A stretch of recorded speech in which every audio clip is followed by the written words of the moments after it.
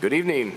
Welcome to the April 17, 2023 Troy City Council meeting. Please rise for the invocation and remain standing for our Pledge of Allegiance. Father in heaven, we give you thanks for this day and thanks for the many blessings you've given each and every one of us here in the city of Troy. We ask that you continue to bless us this evening and give us the strength to make wise decisions and to have good discussion and conversation. Please be with all of us in this room tonight, all of us in our city, and help us to make thoughtful, considerate comments. Help us know that we are here as one big community coming together for the good of our city. And I ask that you be with all of us and give us the strength that we need, whether or not we can ask for it ourselves.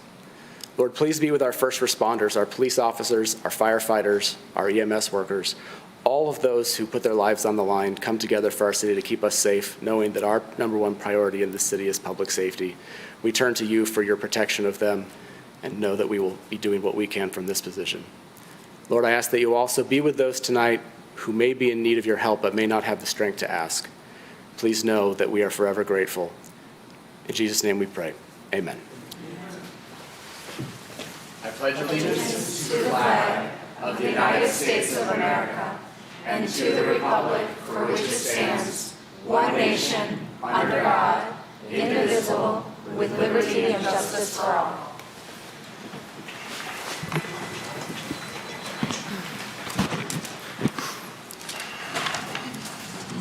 All right, I'll call to order the April 17th, 2023 Troy City Council meeting and ask for the roll call from Ms. Dixon. Mayor Baker? Here. Councilmember Abraham? Here. Councilmember Brooks? Here. Mayor Pro Tem Chamberlain Krenga? Here. Councilmember Erickson Galt? Here. Councilmember Hamilton? Here. Councilmember Hoderick? Here. All present this evening. First up, I've got a proposed resolution to waive City Council rules of procedure. Resolved that Troy City Council hereby waives City Council Rule Number 4A, regular meeting agendas, and moves item I-4, volunteer firefighter replacement plan to the first item of regular business. Support. Moved by the chair, supported by Mayor Pro Tem Chamberlain Krenga, that we approve this proposed resolution to waive City Council rules of procedure as read into the record. Any discussion? Vote, Ms. Dixon. Mayor Baker? Yes. Councilmember Abraham? Yes. Councilmember Brooks? Yes. Mayor Pro Tem Chamberlain Krenga? Yes. Councilmember Erickson Galt? Yes. Councilmember Hamilton? Yes. Councilmember Hoderick? Yes. Motion carries. So what that means effectively is after our public hearing and then public comment for other items on the agenda, when we move to regular business, we'll do the firefighter incentive plan replacement as opposed to waiting to do the other board first. Just a practical matter. All right, there are no certificates of recognition and special presentations this evening. No carryover items, so we move on to public hearings. We do have one this evening. E1 is the Volunteer Firefighter Incentive Plan, VFIP Termination. That'll be introduced by our City Manager, Mark Miller, and our City Attorney, Lori Bloom. I believe City Attorney Bloom will Yes. go ahead. Thank you, Mayor.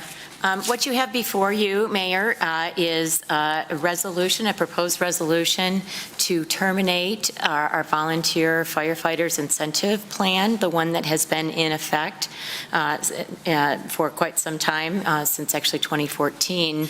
It has been in effect in certain formats. This is necessary because the IRS has done and has declared that there are unintended consequences for the firefighters and also the city. And so it is in the city's best interest as well as the firefighters' best interest to terminate this current plan. I would indicate that this is a very unusual situation.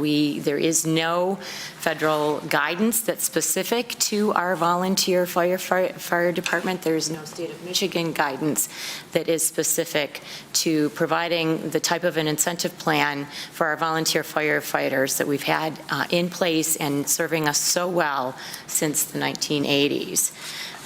This is a very complicated matter, and in order to make sure that we were adequately providing for our firefighters, we were honoring the whole intent of the plan, which was to retain and recruit volunteer firefighters, we hired outside legal counsel.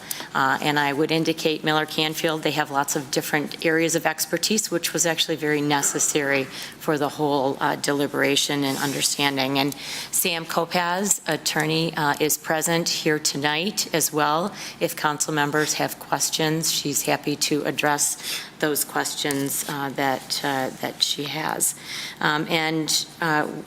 I would indicate that it is set for a public hearing that is consistent with the trust provisions. Before you can take any action on terminating or amending the trust, you need to provide notice. And I would indicate that the notice was actually provided to the Voluntary Incentive Committee members, as well as to the station leadership for the firehouses. That was provided on January 11th of 2023. Would also indicate that notice has been out there. There have been individual notifications to the retirees as well as the firefighters. And also it's been posted on our website, and council is well aware of the media attention that this has drawn as well. And we are here today. This portion, the public hearing, is for the termination of the plan, and then also the payment of the money as consistent as we can with the intent of the current plan. So that's based on actuarial values, and that is what we are using to formulate payouts. And with that, I would, City Manager Miller has more information about the financial information. Thank you. Good evening, Mayor and Council. First, I'd like to say that I know that there's been some comment out there that the city wants to cut costs, and that's the furthest from the truth. Providing fire safety is our utmost responsibility as city administration and council, the health, safety, and welfare of our community. So with that, as the attorneys dealt with the IRS, we initially utilized an actual valuation that was completed earlier in the year, which with an ending date of December 31st. That was initially utilized then to divest the dollars remaining in the trust, which is $14.6 million in change.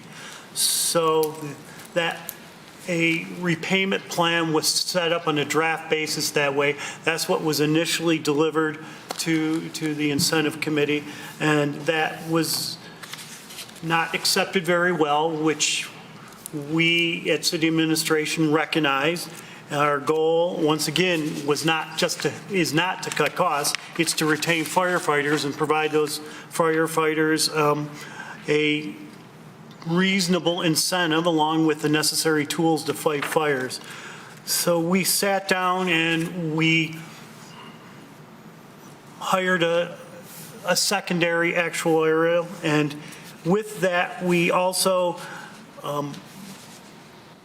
had everyone be considered a retirement at their current age, so as opposed to the retirement age in the plan. We also then brought all of the non-vested under 10-year members up to be able to get a benefit. And so that then required $8.4 million, and I will say that is an estimate of general fund dollars that would needed to be put towards that dissolution of the current plan. And we thought that that would provide a fairness to those members who did not meet the 10-year requirement to vest. You know, we then had to figure out where those dollars would come from, the $8.4 million and change. And we do have funds in the fund balance, and the projected use of this would keep us within our 20 to 30% policy. We will have, so then fast forward, we have delivered the letters to both the current members and the retirees of what their payoff amounts will be. We will be cutting in the checks in late May and into June. And once we cut those checks to dissolve the current trust, well, then we may have to do a budget amendment to utilize those fund balance dollars.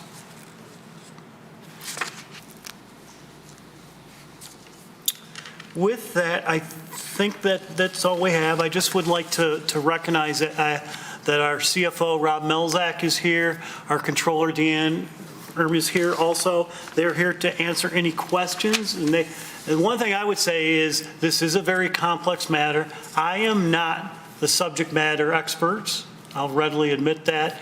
Rob and Deanne are much more qualified, and obviously Sam. And they're here to answer any questions. They're prepared to answer questions. And I know some of you council members said you're going to have questions. So at this point, I would just turn it back to you, Mayor, and see what questions you guys have. And obviously, you have to open up the public hearing eventually. Thank you, City Manager Miller, City Attorney Boom. I appreciate the introduction from both of that. It is an opportunity for questions now. I actually have a procedural question on that. If there,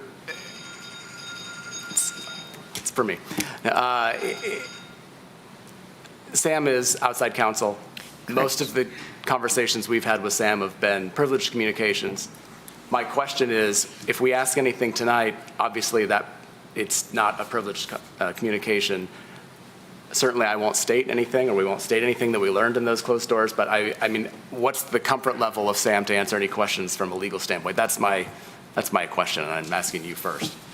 Well, I would just indicate, Mayor, that we're still working with the IRS. We do not have a closing agreement with the IRS at this point in time. I would just indicate so far, they've gone well, but we're not concluded on that yet. So I think that there might be some hesitation just because we're still trying to conclude that portion of it. This is one aspect of it, the termination of the trust and the termination of the plan. Obviously, later on in your agenda, you have the new plan and the new trust as an agenda item as well.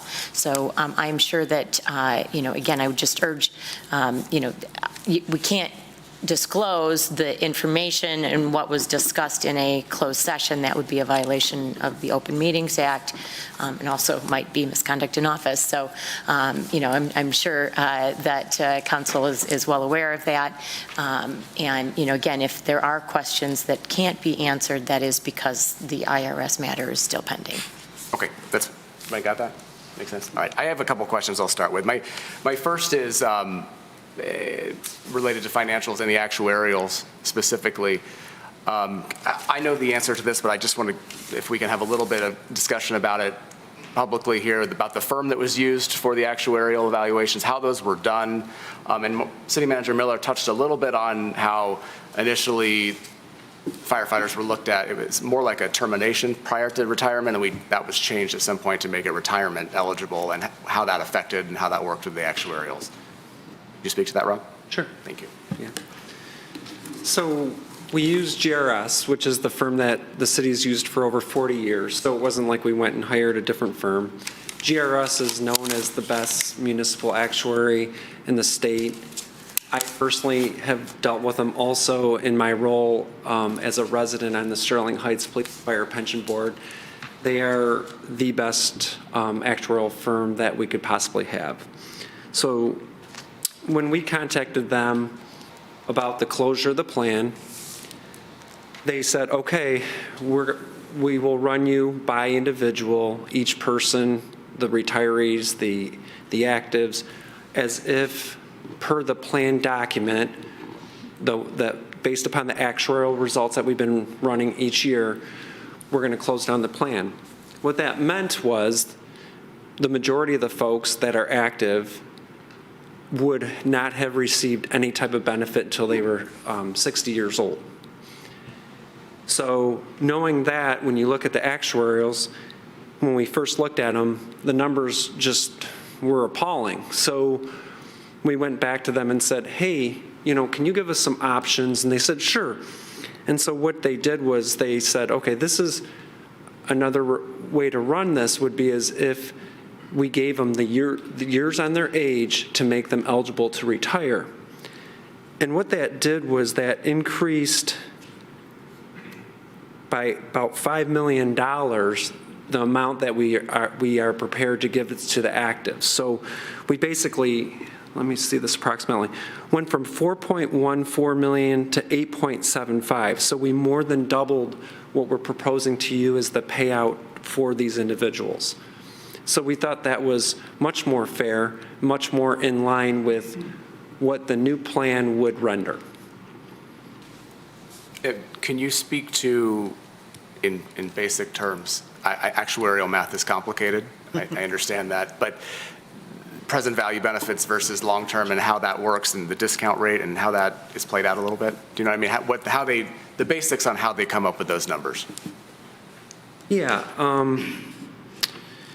So obviously, it's based upon being eligible to retire, and it's also based upon the time value of money, which some of us are aware of how that calculation works. Well, within the actuarials, for as long as I know, we've always used a 6.5% discount rate. And what that discount rate does is it assumes that, as an example, when the payout occurs, that you're able to go out and earn 6.5% if you were to invest that money. So that's where part of that calculation comes into play as well.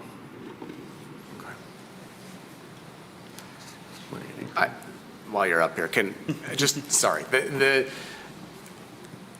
without getting to, I'm going to ask this question. I know the answer, but I want to talk about it publicly. How about that? There are three different options essentially for these payouts that, as I recall, were presented or were an opportunity for us. One was to just dissolve the money that was in the trust, and that was it. Then there was the next, which was based on those initial actuarials, and the third was the increased value when the actuarial assumptions changed, right? Could we talk a little bit about, typically when pension-style trusts are paid out and they're closed, how that typically is done? I mean, my understanding is that it can go different ways, and it's a good question for Sam, because especially as it relates to the unvested members that are now getting payouts as well. Yeah, so typically, if you're talking about a qualified retirement plan, which would be like your typical private defined benefit plan or 401k plan, if you go and terminate the plan, the IRS requires you to vest all of the active participants who are not yet vested. And that's just to create equality and not harming the people that had just gotten in and that the plan gets shut down for a business purpose or whatever it might be. So this is consistent with if this was a retirement plan in the corporate world, how it would be handled. Okay, that's kind of what I wanted to hear. And Rob, do you remember what the VFib trust, how much it was funded prior to the closure? I mean, I think it was 56%, 58%. Obviously, that was based on the long term, but. Right, approximately. Depends on the year and what calculation used, but approximately 52%. And then we have assets right now of $14.6 million. And so one of the things that was talked about was, well, the only thing the city would be on the hook for, so to speak, was that $14.6 million. And again, us as administration, I'm sure you guys as council, we thought that that was not in play. We didn't think that was fair because, the retirees all by themselves are at about $11 million, survivors at $700,000. So that would have left, if we paid them in full, that'd leave almost nothing for the actives. Or if we decided to prorate it to everybody, you're talking, the retirees would have gotten a fraction of what they deserved and that type of thing. So we thought that paying out just what was in trust assets was a non-starter, wasn't fair to anybody. And so that was eliminated from day one, never even really discussed. Okay, sorry. Questions from the rest of the council? I jumped up the gun. Any questions? Councilmember Hoderick? So just to play out what that meant when that was a non-starter, can you describe in shorthand, layman's terms, where we ended out, what the city is putting up to make sure we take care of our firefighters as best we can? Go ahead. So I think one of the philosophies that we took as administration is saying all of our firefighters, whether they're vested or non-vested, they signed up for a certain program, and they put forth the effort, and they were, here working when we needed them. And so we felt that we, the city, owed them that in return. So they signed up for a program. They signed up for the VFIP. So that's how we came to the conclusion we need to pay out the active non-vested, because the city wants to keep up their end of the bargain as well, to the degree that the IRS would allow us to do that. So that's how it continued to ratchet up from just paying out what was legally required and what the assets that we had in the trust, to saying, hey, let's get the vested people to the age in which they could retire. And then we said, well, wait a minute, we still have almost half of our force that's very valued and necessary, and we want to retain them. How do we get to pay them if we're already dipping into fund balance? And we said, you know what, they signed up for a program. I think, no one wanted it to close. It's beyond our control. So it's so important for the city to honor that agreement as well. So that's how we ratcheted and got to several different levels and to where we're at now. And then to answer your question specifically, to get to that final answer, we're basically adding another $6.7 million of cost, and that includes paying the FICA for previous years, the current year, and the additional amount to the actives and all the actives.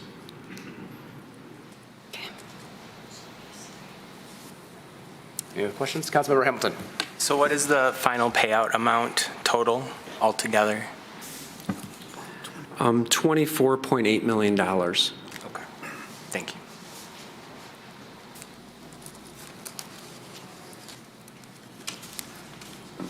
Any other questions? I will say, I think I know what you're going to say, but we've obviously been working on this for several months, so this isn't the first time we've asked questions. So for those of you who may be watching for the first time, there's been a lot of meetings about this, we've had meetings, public meetings, we've had closed-door meetings, staff's been working on stuff, we've emailed questions, we've done a lot of work. So this isn't the first time that we're seeing this, obviously, and our only opportunity to ask questions. I just want to make sure that's perfectly clear to everybody. Councilmember Hoderick. Obviously, a priority was taking care of the best of our ability and within the laws, our firefighters. The other plate that we spin as council members, which can be hard, is our fund balance, the level, protecting our AAA bond rating, challenges, additional challenges that we already knew were coming down the pipeline, capital challenges and whatnot. I want to ask the public, on the record, the question of, as we take these steps, are we doing so in a way that allows us to keep all those plates spinning to the best of our ability? So last week, we presented a budget to you that had a recommended budget that left a fund balance of 20.6%. And so that our threshold, as you will recall, we're supposed to be between 20 and 30% of general fund expenditures. And so we are on the lower end, and that's the lowest it's been in the 4 years that I've been here, and in going back to minimally in the early 20-teens, this is the lowest it's ever been. So what does that mean?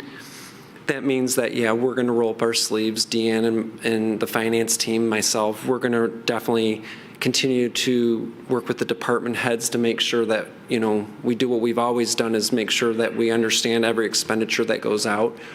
It may impact capital. One of the things that when you look at it, the general fund gives about $2 million to the capital fund each year. Will that slow some of the capital down maybe next year or the year after? That's very possible. You guys know it as well as I do. Inflation this year was 7.9%. We can only raise our taxes 5% per state law. So as our union contracts roll out and we have to pay people fairly in our union contracts, that may become a hindrance as well. So to answer your question, I know I gave you a lot. We're at 20.6% in the proposed budget, and we're just going to do everything that we can to, keep us within the guidelines that you guys set for us between 20 and 30%. Did that answer? What, Go ahead. somewhat related, Sam, are we heading down a path, to the best of your knowledge and ability to discuss, we don't want to be back in this council chamber together again, wondering, have we done the right thing? This was a bazillion alarm fire for us. Not sleeping, worrying, wondering, watching administration work. Not anything we asked for. I don't want to be back in the same place.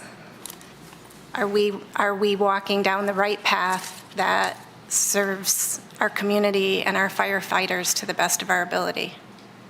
Yes, in my opinion, with everything that I know at this time, we are.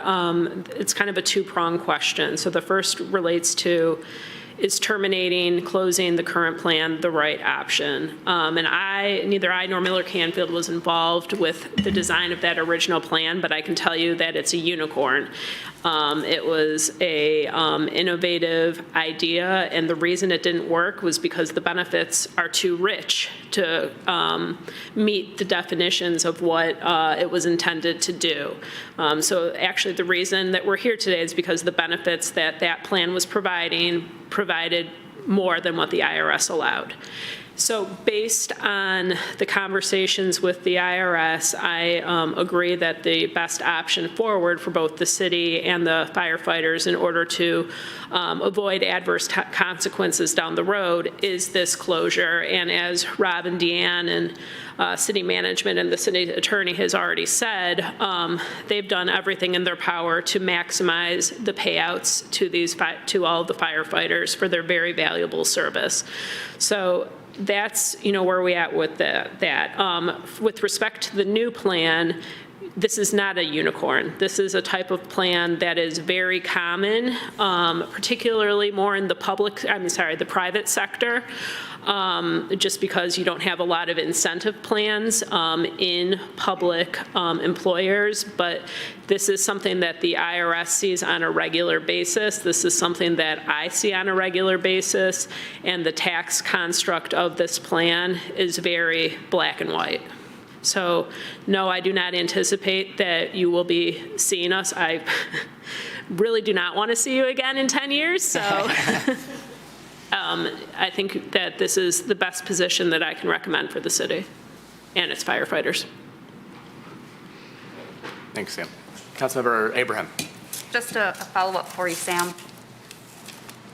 You made reference to possible undesirable tax consequences for the firefighters in the cities. Can you characterize what potentially that would look like or what it could be?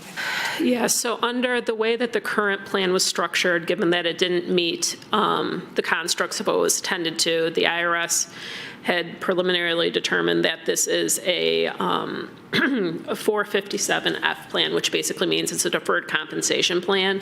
And in conjunction with that, the firefighters get taxed on the benefits when they vest, which is the 10-year mark, even if they have not received a dollar of that money.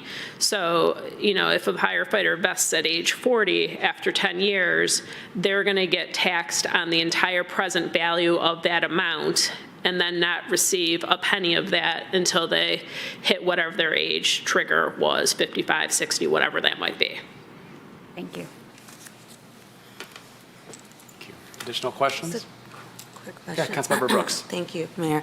Quick question about the trust, just to confirm. So we are dissolving our current trust, but we will establish a new one, correct, to protect money moving forward? Correct. So once the current trust has been depleted to pay out all the benefits that are due, that one will be wound down and closed. We have drafted a new plan, and that is it mirrors the trust that you currently have, which was previously approved by the IRS. So we just went with what was already approved by the IRS, updated it to, reflect the new plan and the times, and that will be the trust going forward. Thank you. Additional questions? Mayor Pro Tem Chamberlain Craig. Thank you, Mayor. This is something that we know the answer to, but just for CFO Malzik and Deanne, if you want to just confirm this, because I think for me, a takeaway out of this is appreciating our conservative budgeting over the years and councils who've come before us that have had and put in place this 20 to 30% fund balance policy that then has allowed us to have these resources where we can actually make this payment. I just wonder if you can speak to that, just for those who are listening who aren't aware of that we do have this money to that fund balance policy, to that conservative budgeting over the years. That's exactly right. The GFOA recommends a 15% fund balance percentage of, a percent of expenditures. Troy's adopted a 20 to 30. And if we were hanging out at that 15% like a lot of cities do, we would not have had the resources to, move it from what was in the trust. And so maybe we would have only been paying that $14.6 million instead of the 24.8. So yeah, without that fund balance, we wouldn't. You can't bond for operational expenses either. So this would have been an operational expense. I haven't really given it a lot of thought, but it would have really we would have been really hemorrhaging without that.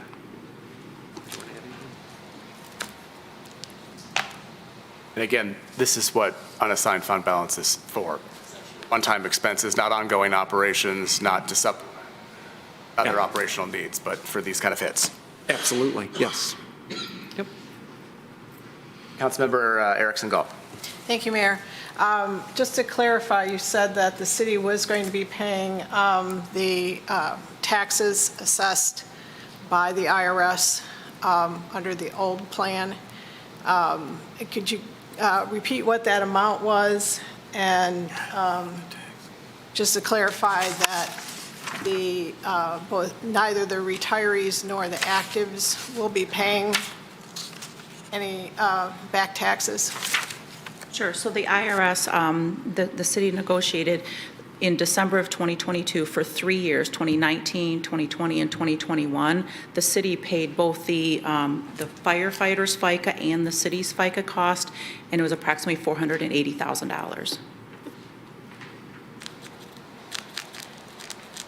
Additional questions? For now, obviously we have time. All right, thank you. I'm going to open the public hearing. Several of you have signed up, and we will move through them. Per our City Council rules of procedure, obviously you have 3 minutes. It's not a back and forth question and answer. You have the opportunity to speak for 3 minutes. When the timer turns yellow, that means you have 1 minute left. And the red light, your time is up. I will go through this list, and because it's a public hearing, you do not need to sign up. So if there's some of you after the fact, I've gone through the signed up list, have decided you'd like to speak on this item, you are more than welcome to. I will give an opportunity for you to come up then. So first up is Roy. Where'd you go, Roy? Roy Ram, come on up. First up.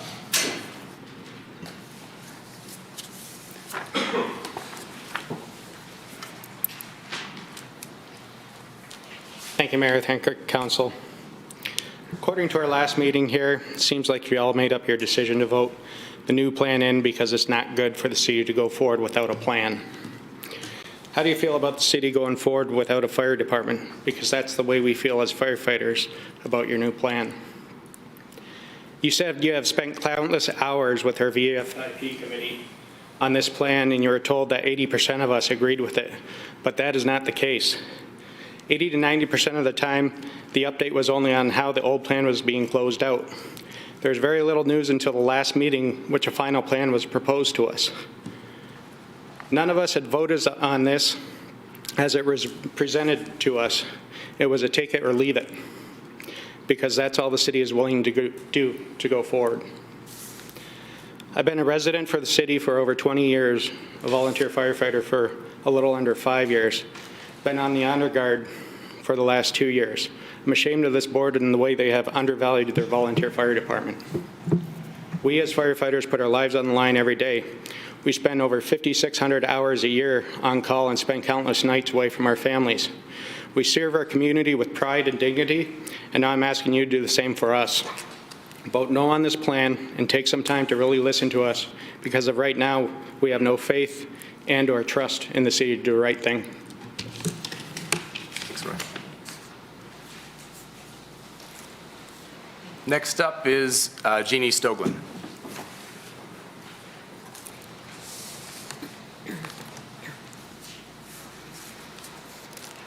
Thank you. Boy, I got a lot to say, not much time, so I'm going to kind of talk fast. But I've been a resident of the city about 17 years. Privileged to be married to a firefighter that's been on board here full-time, volunteer. In addition to his 40 to 60-hour work week, he continued to serve for 37 years. Our agreement with the city, by the way, these men and women that serve the city of Troy volunteer basis, they're not looking for handouts. Okay? These are people that want to give back to their community. The city years ago came to them and said, you know what, we should be doing more for you who are doing so much for us. Our piece of paper at home, our negotiated contract, says benefits for life. And more importantly, I think it's really important for the general public to understand what's going on here. These men and women are not looking for handouts. They love to serve the city. They work very, very hard. He told you the number of hours per week or per year. The other thing that's important too is the women or the spouses of the firefighters here in the city of Troy. We all work full time. And when our husbands or spouses are called, it can be midnight, it can be 2 a.m., 3 a.m. We're up. We're serving right alongside them because we have to make sure, cannot rest. We're at home making sure that they're getting home alive and as safely as possible. So it's not a one person that's serving. It's a family and it's the spouses as well. And I really, really hope that you consider, you know, you said on TV that you want to make it whole. This is not whole. This is a bad deal. This is really unfair, and it's really, really bad. And honestly, I know it's going to sound crazy. I don't care about the bond rating. What I care about these people is getting what they've been promised and not being taken away from it after we're retired. Thank you very much for your time. Thank you. Next up is Peter Dungeon.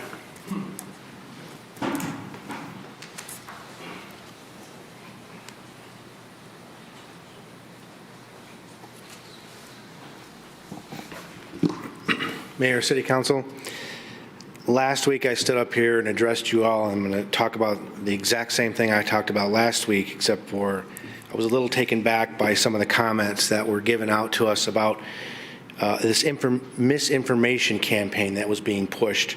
I have a folder full of correspondence that we have gone over the years with. I served with Scott Stoglin for 30 plus years, and I remember and have correspondence where the incentive committee has been pushing to fix the underfunded fund and to fix the tax concerns that the committee had.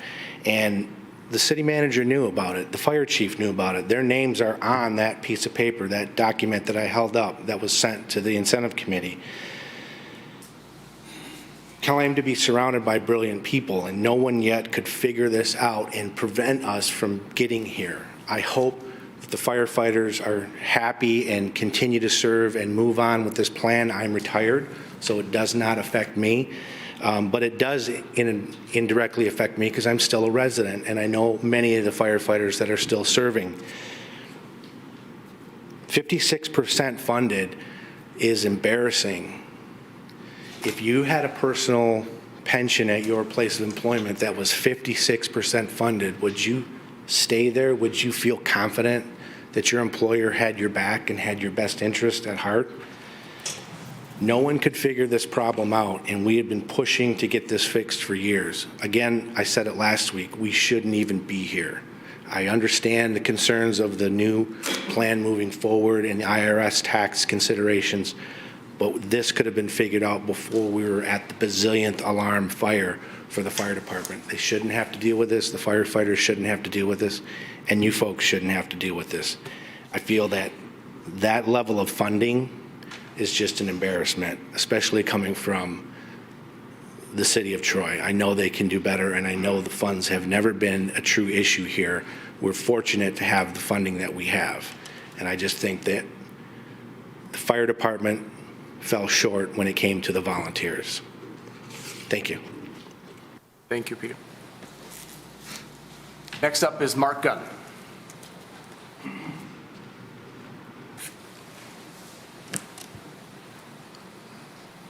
Good evening. As a 35-year resident here, I have been honored that the city of Troy has put forth an effort to make sure that the public safety and the fire department was funded, trained, equipment, and it's been a very nice experience living here for that. I'll give you a little twist of what we've talked about. One of my companies is a loss control inspection company in the Midwest of Florida. So I interact on a regular basis with fire departments, volunteer and private and paid. And the city of Troy volunteer fire department has done an excellent job with a rating. It's still a 4. We have an ISO 4. That's very good. That is based on response time. That's based on, the equipment and everything else. So we, the residents, have received this benefit. I would just encourage that city of Troy, when you make this agreement with the fire department, that take into account all of the equipment and the ongoing training and the things that they need to keep this rating low. It affects all homeowners. If that rating goes up, we all get higher insurance. If it stays the same, we all get this great level of service that we've received all these years. So I know it's a tough place to be for all of you, but so far you've done a great job over these decades. So just look forward to the continued service. Thank you, Mark. Next up is Ed Ross. Over there.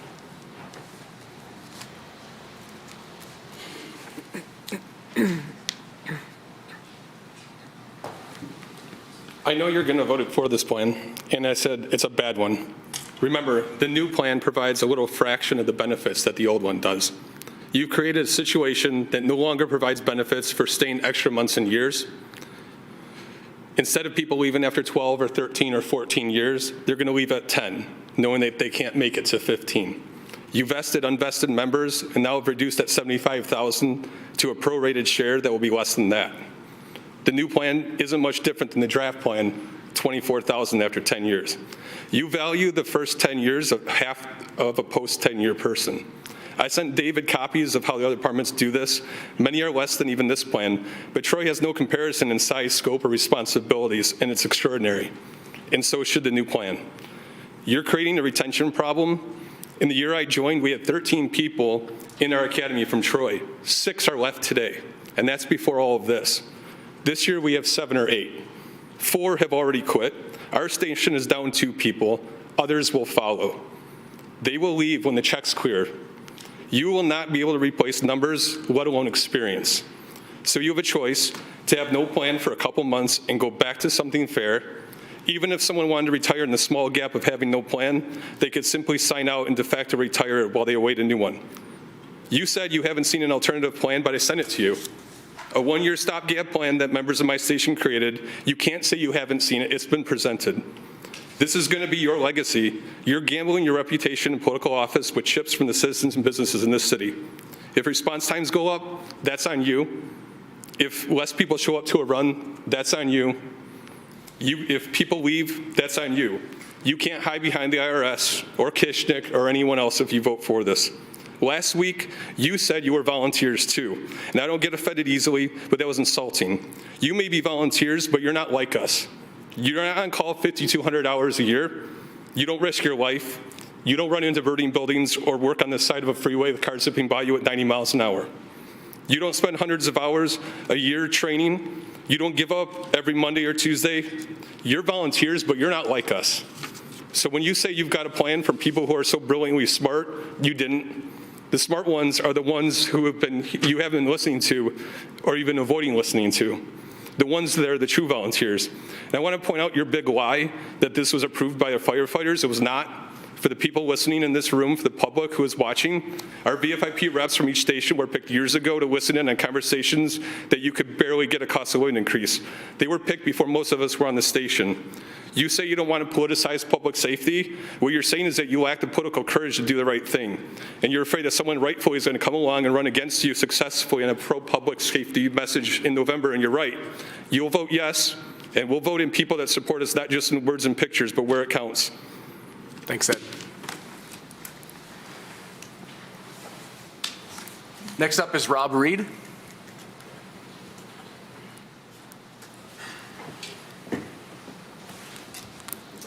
Good evening. Thank you for hearing us all out this evening. When I came on to Station 5 years ago, I did it not for what was looked at as the incentive plan or what people called the pension at the time, but was to give back to my community. No matter what transpires here, a lot of people in this room will still continue to do that. However, I do think that there are some fundamental flaws with this. I got a copy of the actuarial data today through the Freedom of Information Act. I don't know how that came about. A lot of it seems flawed. I'm not the smartest guy in the room, but some of those numbers don't seem to add up to me. On the new proposed plan, someone who has 10 years is proposed to get $75,000. Some of the people that already have 10 years in, 11, 12, 13, are coming nowhere close to that now. I think that's something that needs to be addressed. A lot of numbers were thrown around. I came in with a game plan of what I wanted to talk about this evening. When you talk about the money that is being paid back to pay for FICA, pay those back taxes, that's not on these firefighters in the room. That's on either previous council or this council. Talk about the millions of dollars extra that are going into the fund balance to pull out. That's a small fraction of what you would pay for a normal fire department. And while I was sitting in the back, I looked up Royal Oak. Royal Oak's fire department budget for this year, $22 million. Sterling Heights budget for this year, $25 million. So when you say $24.8 million, we're shelling out all this money, guess what? It's about what you would pay for 1 year of a full-time professional fire department. We're professionals. We're volunteers, but we're still professionals.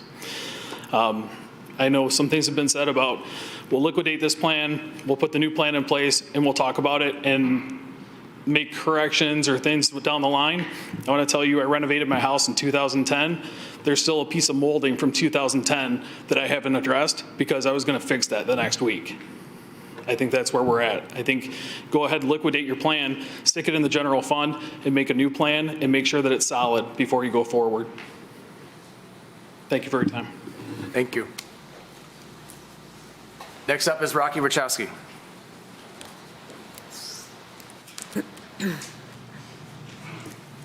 Good evening, Mr. Mayor and Honorable Council. I'm a citizen of Troy, been a citizen for 10 years. And what an incredible community we have. You know, I've been listening to a lot of the eloquent speakers, and I'm standing here as a resident in support of our firefighters, our volunteer firefighters. We talk about our AAA bond rating, and yes, our AAA bond rating makes it easier for us to operate and eases the load on the taxpayer. But what you all need to hear about, and you probably know this already, is our home insurance. The reason why our home insurance is so much better in Troy is because of these men and women sitting back here. I served in the military for 27 years, and I'm proudly going to stand by our police, fire, and emergency services every single day. What you may not realize is back about 40 years ago, 30 years ago, I served on active duty and in the reserves. Our Reserve and National Guard members were not paid for their military service. They did it out of their willingness, out of their heart, and to hopefully retire with a pension, but they weren't paid for their service on their drill weekends or on active duty. What I would ask you all to do is, number one, to have a special council meeting after tonight and invite these firemen, obviously have an open meeting, but have these firemen and women come to you and air their grievances and their proposals one more time. That's all I'm asking, just one more time. because the proposal that I'm hearing from them, they're not happy with, and I'm not sure if it's 100% a great proposal. Secondly, I'm going to ask you to use your political clout.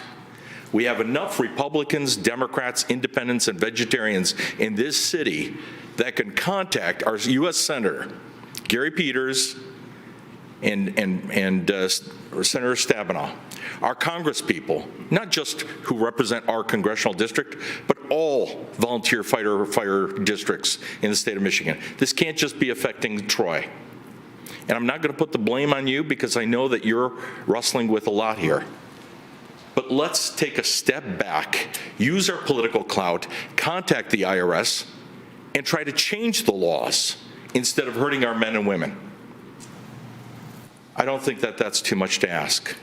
And I know that we as citizens stand by them. We ask you to do the same. Thank you, Mr. Mayor and Council. Thank you, Rocky. Next up is Daniel Del Mastro. Next up is Elizabeth Fohe. John Heasley. Ron Griffiths.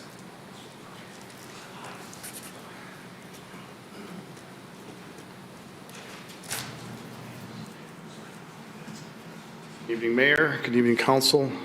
My name is Ron Griffiths. I'm a retired captain from Station 4. I spent 27 years on the Troy Fire Department.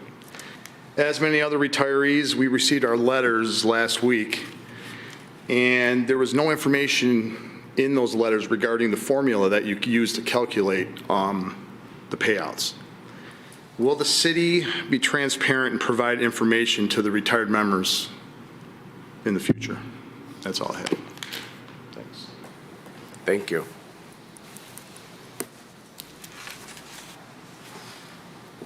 Next up is Patrick Durham.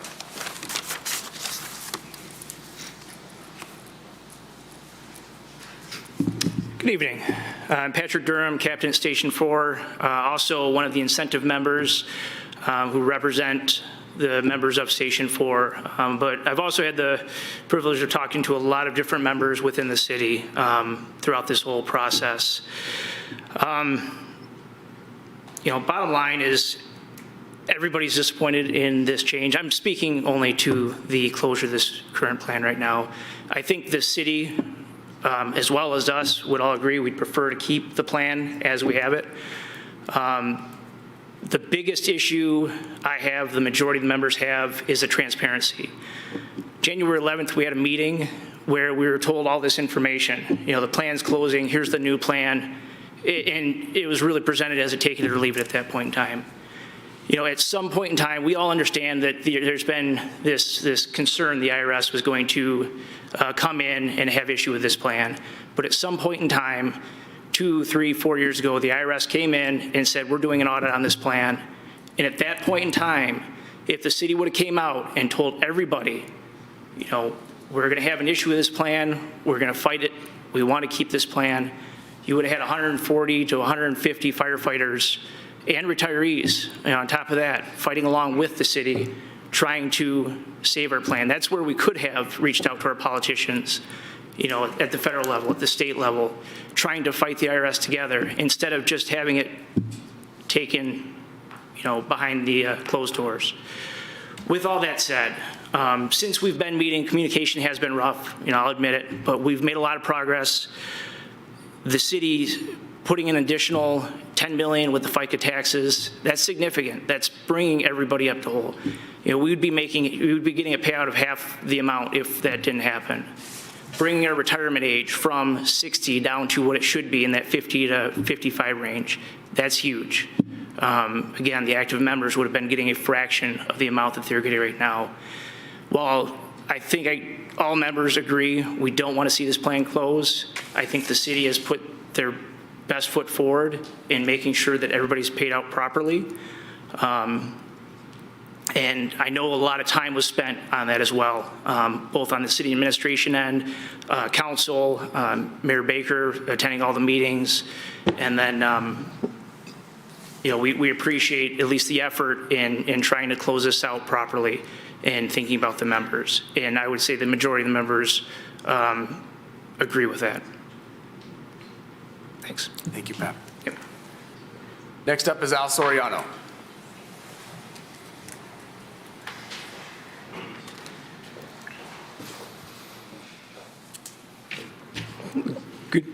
Good evening, Mayor Baker and City Council members. My name is Al Soriano. I'm an active firefighter for the City of Troy for over 18 years. I've been on the Incentive Committee since 2012, representing Station 3, and a volunteer firefighter incentive plan board trustee since 2016. Having been involved with the Incentive Committee for so many years, I understand the challenges and concerns over the preservation of the incentive plan and its goal to retain and recruit firefighters. In addition, I appreciated the city administration's willingness to meet with the incentive committee over the years to address the funding and longevity of an incentive plan. We have been in constructive and successful discussions that led to positive outcomes. A demonstrated example of past success is mentioned in the background of the incentive plan. I'll read verbatim. There was a modification of the plan and the creation of a new trust that would segregate and preserve the city's annual budgetary deposits in order to fund actual and expected incentive payments for the city's volunteer firefighters. I remember this taking place around 2014, whereby the committee, as a voice for our respective stations, met with city administration multiple times and ultimately came to an agreement to increase service benefits for 4 consecutive years, significantly higher than CPI, and created a trust that allowed funds to be invested and grow. I consider this to be good progress, and thanks to the city administration and city council for making that happen at that time. As we move forward, it is obvious that many of us were disappointed with the closing of the old plan, including myself. The new incentive plan does provide a good framework to start fresh, given the constraints, although it does not quiet future efforts to enhance the incentive plan at some point in the future to retain and recruit firefighters for the city of Troy. I personally want to convey my gratitude to the active firefighters and retirees for voicing their opinions and offering constructive discussion points to bring to the city as we arrive to this point. I also want to thank city administration for engaging in collaborative meetings and being as transparent as possible. Again, I support the new incentive plan along with the majority of the Station 3 members. Thank you. Thanks, Al. Next up is Doug Hibbing.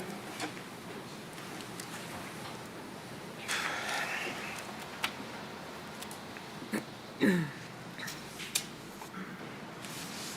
evening, Mayor. Good evening, Council. I'm a member of Station 5 and Troy resident. Let's see, a comment was made last meeting about no other options have been presented instead of what is proposed now, and that's absolutely not true. We've asked to see how to make a viable plan that would be similar to a 401k or 403b. I still haven't heard any good answer as to why we're not exploring that avenue. Comments were also made that the incentive committee approved this plan. That's also not true. The committee was not a negotiating committee, and that was told to us early on from our committee representatives that this is not a negotiation. This is what you are going to get. And they were just passing along the information to us.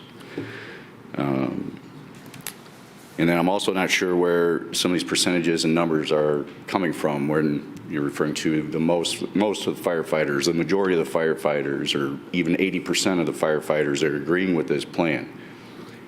I didn't see any survey go around. I didn't take a vote on anything, so I'm really not sure where we're getting these actual numbers from. At the end of the day, the members are going to leave the department because you're voting in this new plan, and you don't have to do that tonight. You can send them back to the table, and they can come up with something better. Thank you. Thank you, Doug. Next up is Dale Murish.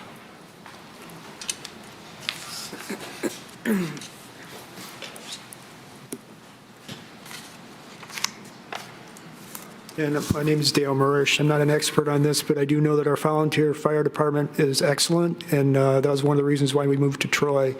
And so do what you can to keep them whole and have people write their congressman to change the IRS ruling, because it's really shifting taxes from federal to to cities and personnel. And smaller areas like rural areas, I can't imagine how they're dealing with it. They're not very wealthy like Troy is. So that's all I had to say. Thank you. Thank you, Dale. Next up is Deborah Luzecki.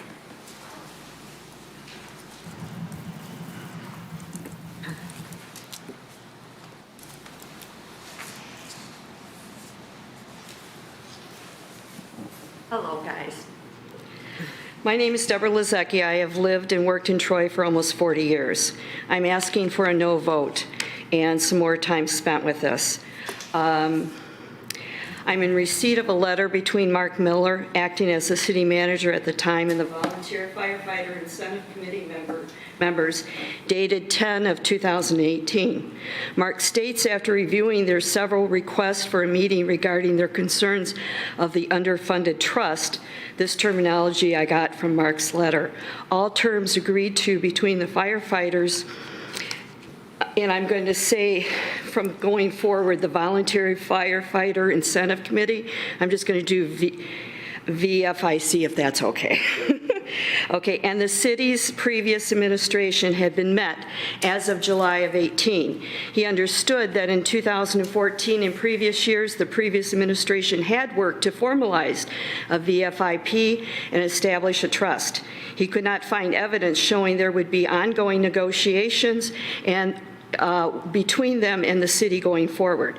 He stated that since the volunteer firefighters are not member, and I think this is important, of a recognized labor bargaining group, the city is not permitted to enter into a negotiation process. We are not negotiating with the VFIC any further at this time. Now, in all fairness, he was a sitting in because we didn't have a city manager at that time. So he did say that negotiations would start up with the new city manager. And he said they may hold a different perspective on the matter. So what happened between 2018 and 2023? That's what I want to know with negotiations. Mark's letter was met with much distress from the firefighters. The plan was created so that firefighters would have incentive to continue because the fire department found firefighters in the later part of their careers were the most valuable to the department. This helped not only give us an outstanding fire department, but it lowered our insurance costs because of the high ratings Troy's volunteer firefighters have.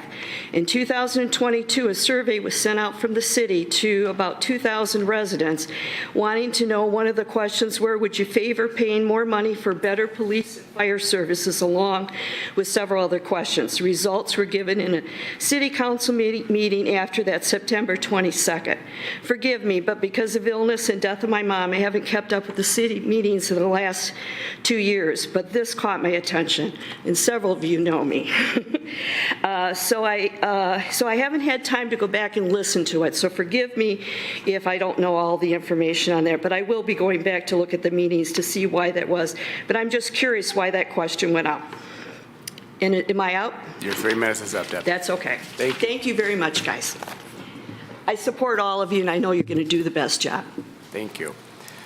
That concludes those that have signed up for E1, the public hearing, but as I said at the beginning, if you would like to speak now, you are perfectly allowed. If so, please step forward.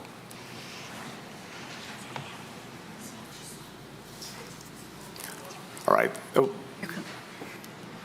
Please state your name when you approach. My name is Barb Yeagley. I'm a 37-year resident of Troy. And I want to be supportive of firefighters and police and public safety, asking everybody to keep focus on what our government's core responsibilities are, and that is public safety. While looking into all of this, though, I happened to look at the proposed budget, and I know that's coming up for approval next month. So I ask you to seriously reconsider your plans to expand the number of people employed by the city of Troy directly, keeping the focus on the public safety, and everything else is pretty much, icing on the cake, maybe we can't afford the icing. We're looking into getting into a recession coming in this year. We got a slight rollback in taxes from the state of Michigan, 0.2%, which is very helpful, actually. But we find out that's only for 1 year. So for this year, we get a rollback. Next year, they go back up. I'm in a family that pays our taxes quarterly because my husband is self-employed, so I get reminded quarterly on how much the government takes. And we don't get any credit, much of a credit, by the state of Michigan for our property taxes here.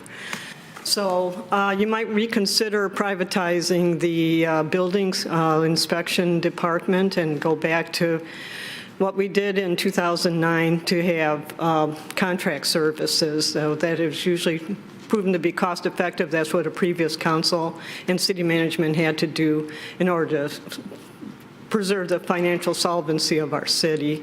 So, and plus you've added 2 people to the HR department, which that just really befuddles me. So when you're adding administrative people, they're not providing core services to the city. No offense to them, but I'd rather the money go towards the firefighters, the police, and even the roads. But thank you very much for your time. Thank you, Barb. Anyone else like to speak on this public hearing? All right, I'll close the public hearing then. I do have a couple questions that have come up for city staff before we get to the resolution.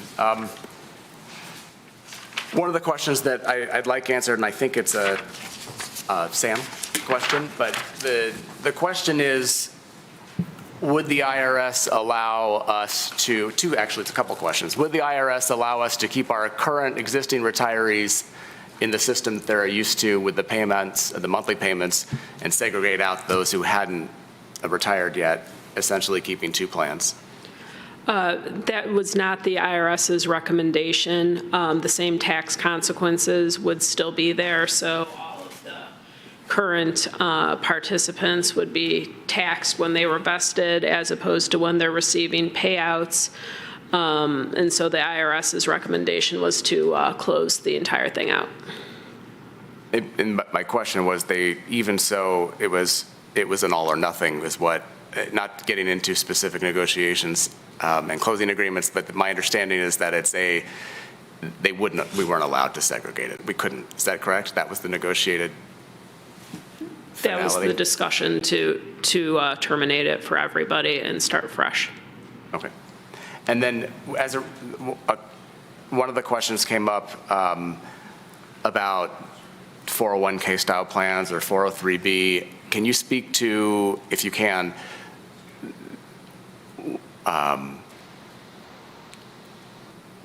those specific, my understanding is those are employee-based plans, and there's a difference, correct? Those are employee-based plans. You need compensation for those plans. It doesn't really work in the volunteer context. Okay, and there's no ability to take funds that were that we thought were in a qualified plan and put them in another qualified plan because the IRS has determined that first plan wasn't actually qualified. That's correct? Correct. The first plan is not a qualified plan, so it's not subject to like rollover rules where you can move it to a tax-advantaged fund. Sorry, I feel like I'm cross-examining you. I apologize for the tone.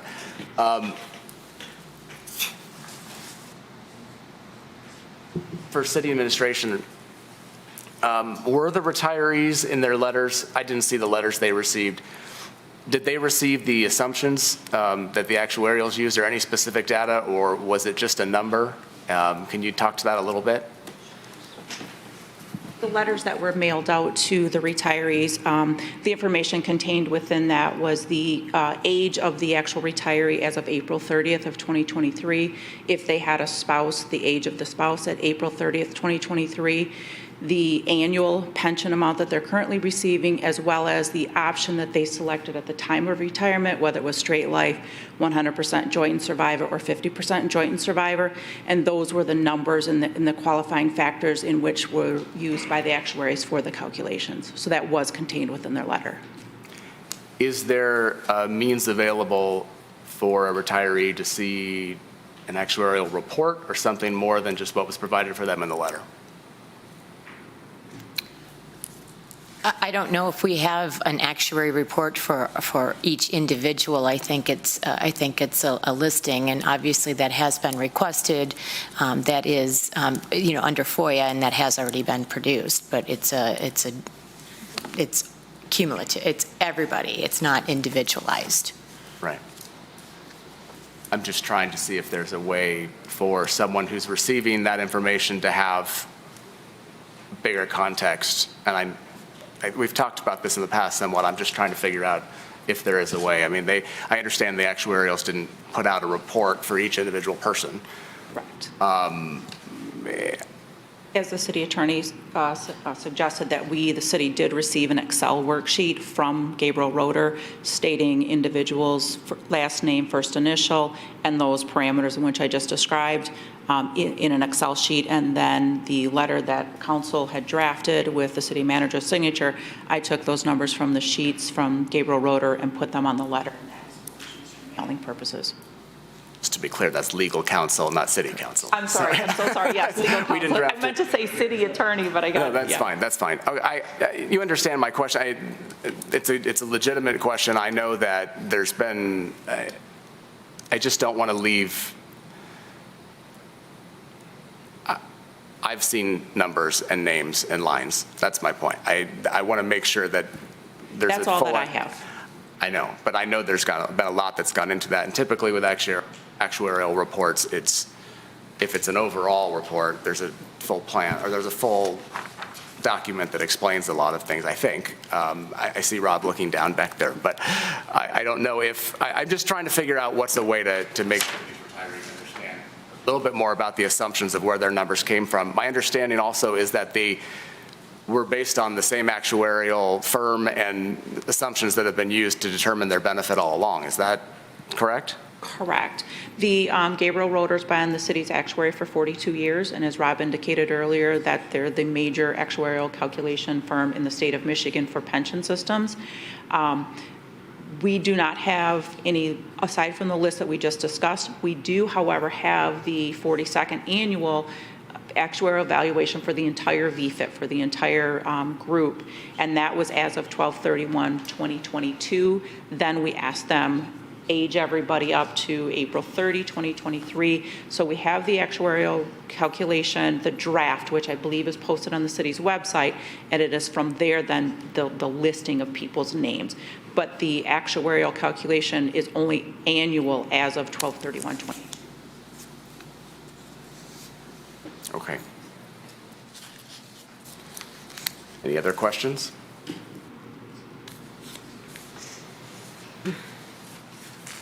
Councilmember Erickson-Galt. Thank you, Mayor. There have been some questions about the funding of the trust.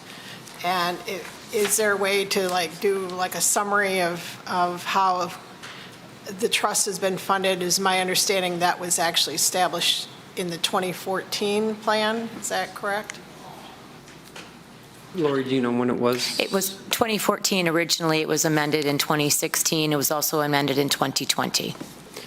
Right. So each year, a council will take the actuarial report, and there's a calculation that says this has to be the annual contribution. And so when people are talking, some people had mentioned they were appalled that it's only 50-some% funded.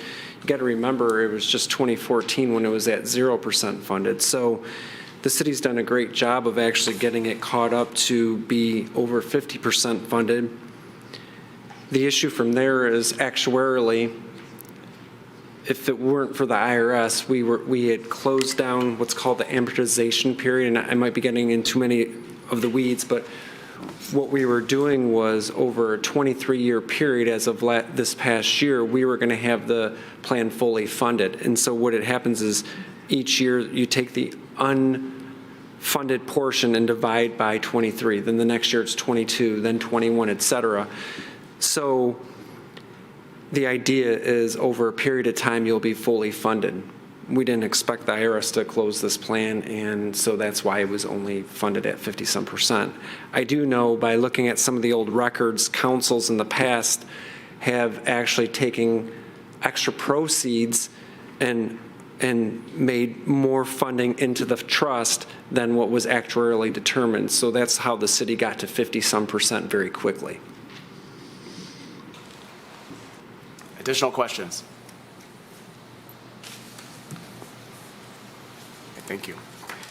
Well, I'll move E1, Volunteer Firefighter Incentive VFIP, Volunteer Firefighter Incentive Plan VFIP termination as printed in the agenda. Support. Moved by the chair, supported by Councilmember Hoderick, that we approve E1, Volunteer Firefighter Incentive termination. Now it's on the table for discussion. Councilmember Hamilton. Thank you, Mayor. You're speaking in the mic.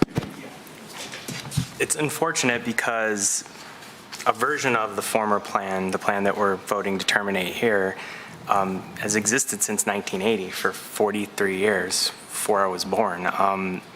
And it wasn't until now that the IRS finally told us what we have to do with it. I know in the past we didn't know exactly what they were going to say, but they said basically either end it or your firefighters are going to have to pay a ton of taxes now without receiving any money. And I hate this, and it's frustrating. But if it would have happened earlier, if we would have discovered it earlier, we would have had to do the same thing 5-10 years ago too. It might have been a little different. The plan wasn't as generous then as it was now. In 2020, we significantly increased the benefit, especially to station leadership. So that is part of the reason why the funding level came down, is because we increased the benefit level. But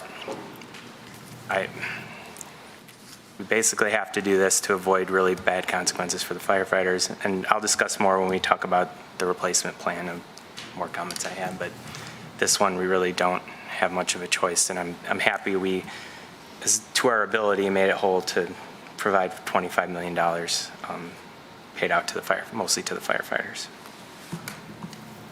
Thank you, Councilmember Hamilton. Additional discussion?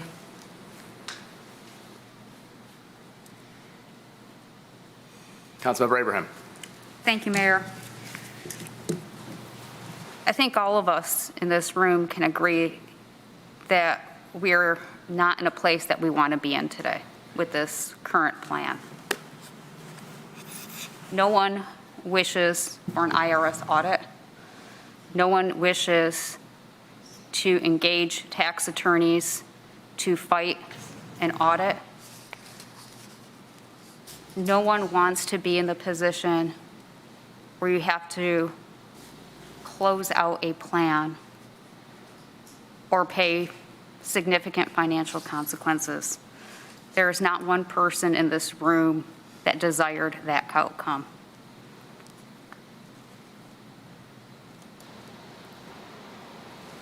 I can also say, after being on council for 8 years, that I have seen this council, as well as previous councils, place public safety above everything else in this city. Certainly in recent years, we've gotten new fire trucks. Any request for equipment, whatever the fire department needed has been funded. Happily, we're thrilled to support the fire department. We want to make sure our residents are safe, and we weren't going to skimp.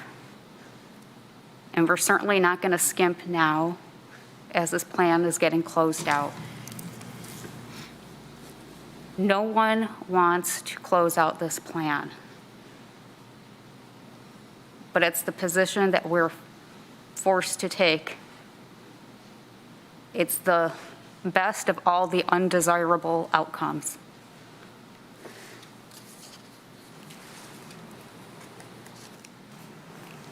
I've heard some comments, made about, well, this is not really what the VFIP committee was intended to do. They were never intended to play this role. I can also say on 8 years of council, I've had to play a role that I never thought I'd have to take. But leaders step up to the occasion to do the right thing. While I may not run into buildings that are on fire, which I think for the residents of this city is a good thing, I don't think I'd be a particularly great firefighter. I do serve the community. And I do it because I have lived in the city 46 years. You serve the community because you want to do it.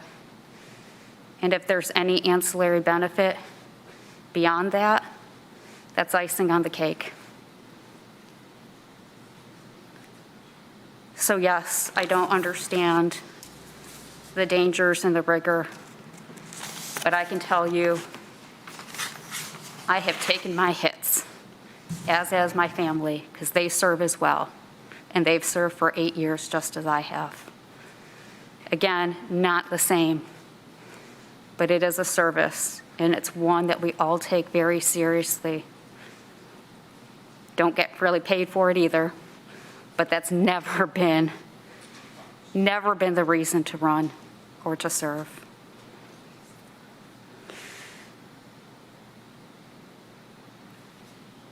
This plan needs to get closed. And the city administration has worked as best as possible with the VFIP committee to do what's best, to make the best possible outcome, and to do it in such a way that we don't use all of our general fund, so that we put the rest of city operations at risk. This city's fire department is second to none in the nation. And it's so remarkable because it's nearly all volunteer. It is unheard of. Just like the current VFIP plan is a unicorn, this fire department is a unicorn. There has not been a fire department of this size that is primarily volunteer. And I know, talking with previous chiefs, Chief Roberts in particular, that he would get questions from around the country on how we did this. And so you're right. If this were a paid department, it would be funded much higher. But the roots of this fire department start in 1955, probably before that. Gene Stein could probably correct me there. It started small, it grew organically, and it grew large. Our city's budget has assumed a volunteer fire department for decades. Those are the parameters in which we have to balance. And we maximize as much as we can to support our fire department because we want them to be safe. We want our residents to be safe.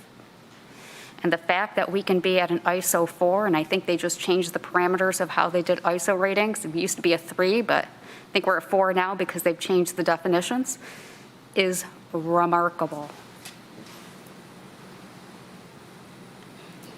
So I want to make sure this community understands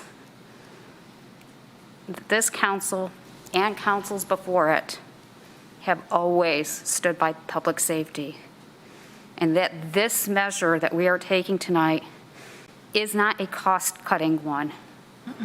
If anything, it's going to cost us more this year, and in subsequent years, we would be investing as much as we ever have been. Again, no one wants to dissolve this trust. but what we want and what we need to do are often two different things, and this is one of them.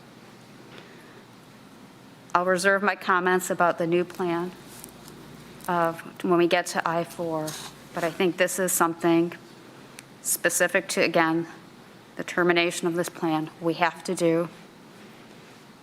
We need to put it behind us and move forward as best we can. And again, we'll talk about the new plan in a few minutes.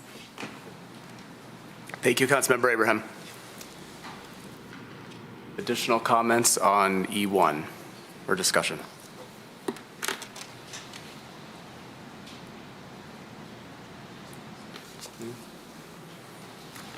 I'll make just a couple. I spoke for too long last meeting about some of this stuff, looking back, but it won't be that long tonight, I promise, on this one. I see this closure, this E1 especially, as something we have to do. We gave notice that we're terminating the plan. The IRS has told us that we can't keep this plan in existence. Like Councilmember Abrams said repeatedly, no one in this room wants to close this plan and end it. And I know that our retirees here and our firefighters who are getting close to retirement or who have put in years and years expecting certain benefits, you certainly don't want it. And the families, the spouses. I know that all of that weighs into everything that has gone on in your decision to stay in the city of Troy at a certain point, how you work through all these issues. It's an awful position we are put in now. And Pete, to your point, how we got here is the question you asked last week, and you asked it tonight, and I assume you'll keep asking it. And it's not a question that's going to be answered tonight, but it's certainly going to be asked, and there's going to be conversations and discussion that will continue in the city about how things worked and how they haven't worked and how we are. But I just want to make sure it's clear that question can't be answered tonight. And I know you know that. A lot of discussion and comments about, what it means to make somebody whole. I've said that language sometimes, and sometimes I've meant it, and sometimes I've regretted it, because it never feels right. Take someone's benefits that are a certain dollar amount per month now and give them a present value check. Does that really make them whole? Maybe if you're an actuarial, it does, right? Maybe an actuarial says, well, that's what it is, and but it doesn't feel the same, and it's not going to be the same for you, and I recognize that, and that's the hardest thing about all of this. Yes, there's fears about the financial burden to the city. There's fears about the process. But a retiree or a current firefighter who has a bad taste in his or her mouth, basically, about how this whole thing has gone down and how they're going to move forward is awful. And I don't take that away from any of you. Right. And I get being pissed off, and I get being hurt, and I get coming after us, whether it's online. I don't love it, but I get it, and I get why you're doing what you feel like you need to do to protect yourselves, to protect the department that you obviously love, and the city that most of you live in and care about. It's one of those horrible, horrible things that we're faced with. Some of my colleagues are pretty clear about a lot of the other components to it. The financials, because we're dealing with the emotions of what a firefighter feels or a retiree feels, numbers on a spreadsheet never feel right, and they never do justice to what someone's feeling. I understand that. And so when we say, oh, but we're putting in an extra $10 million this year, I know that doesn't necessarily make you feel great. It doesn't mean as much to you. And Right. I think we're all aware of that as frequently as we say it. I think it's also important for the rest of the community to understand that we are doing that, and we're using those funds. And when presented with options and things that we could do, we did go with what was the most beneficial to the firefighters. Maybe not perfect, maybe not as much as you need or deserve, but at the higher level of what we could do. And I think that's why we say it. So I understand that I know numbers don't necessarily make you feel better, but the city is committed. This council, the city administration, like Edna said, previous councils, previous administrations, public safety always is the first thing funded in our budget, always. When there was talk about lowering funding in certain public safety components in this country, this council actually increased funding for public safety. I don't think for a minute that that's going to change tonight by anything. We'll always prioritize it. It's what our residents want. It's what we have to do. It's our core service. That's the number one responsibility of us. I am, of course, going to vote to terminate this plan tonight. We have to. And I hope that the retirees that are receiving payouts that are used to the monthly payments can get counsel from financial planners to do the most they can with those dollars. I know the city has offered to provide that, but it's my understanding that the stations have chose to do it on their own. That's for the current members. I apologize. I said retirees, for the current.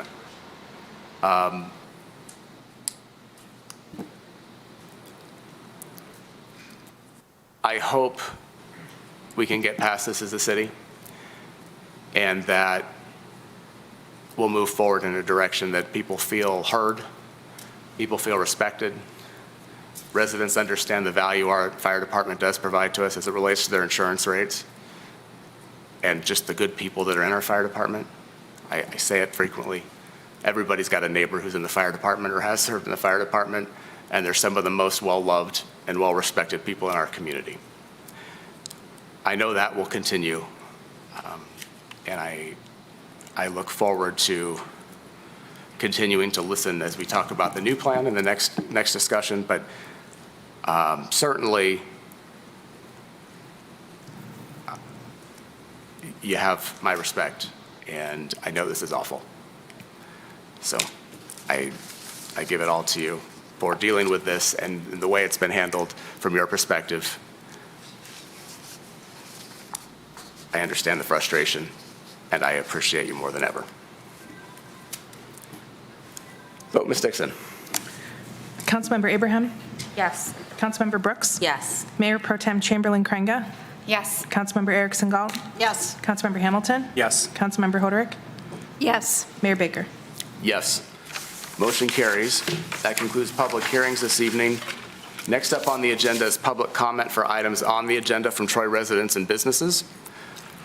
There's a handful of people that have signed up. Some of you have already spoken during the public hearing. If I call your name and you choose not to speak, just let me know. First up on the list is Daniel Damastro.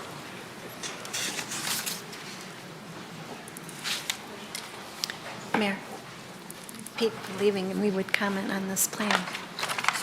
Folks, if you are here and we're expecting to hear more comments on the new plan, that will be coming up. I understand you may have to go. It looks like some retirees, so maybe the new plan doesn't affect them as much. Daniel Damastro, did you want to speak on anything? Just checking. Ed Ross, are you choosing to speak again? You signed up twice, okay. Mark Gunn, you're also signed up for public comment. You spoke during the public hearing. I'm assuming you don't want to speak again. Barb Yegley, same thing. Pat Durham?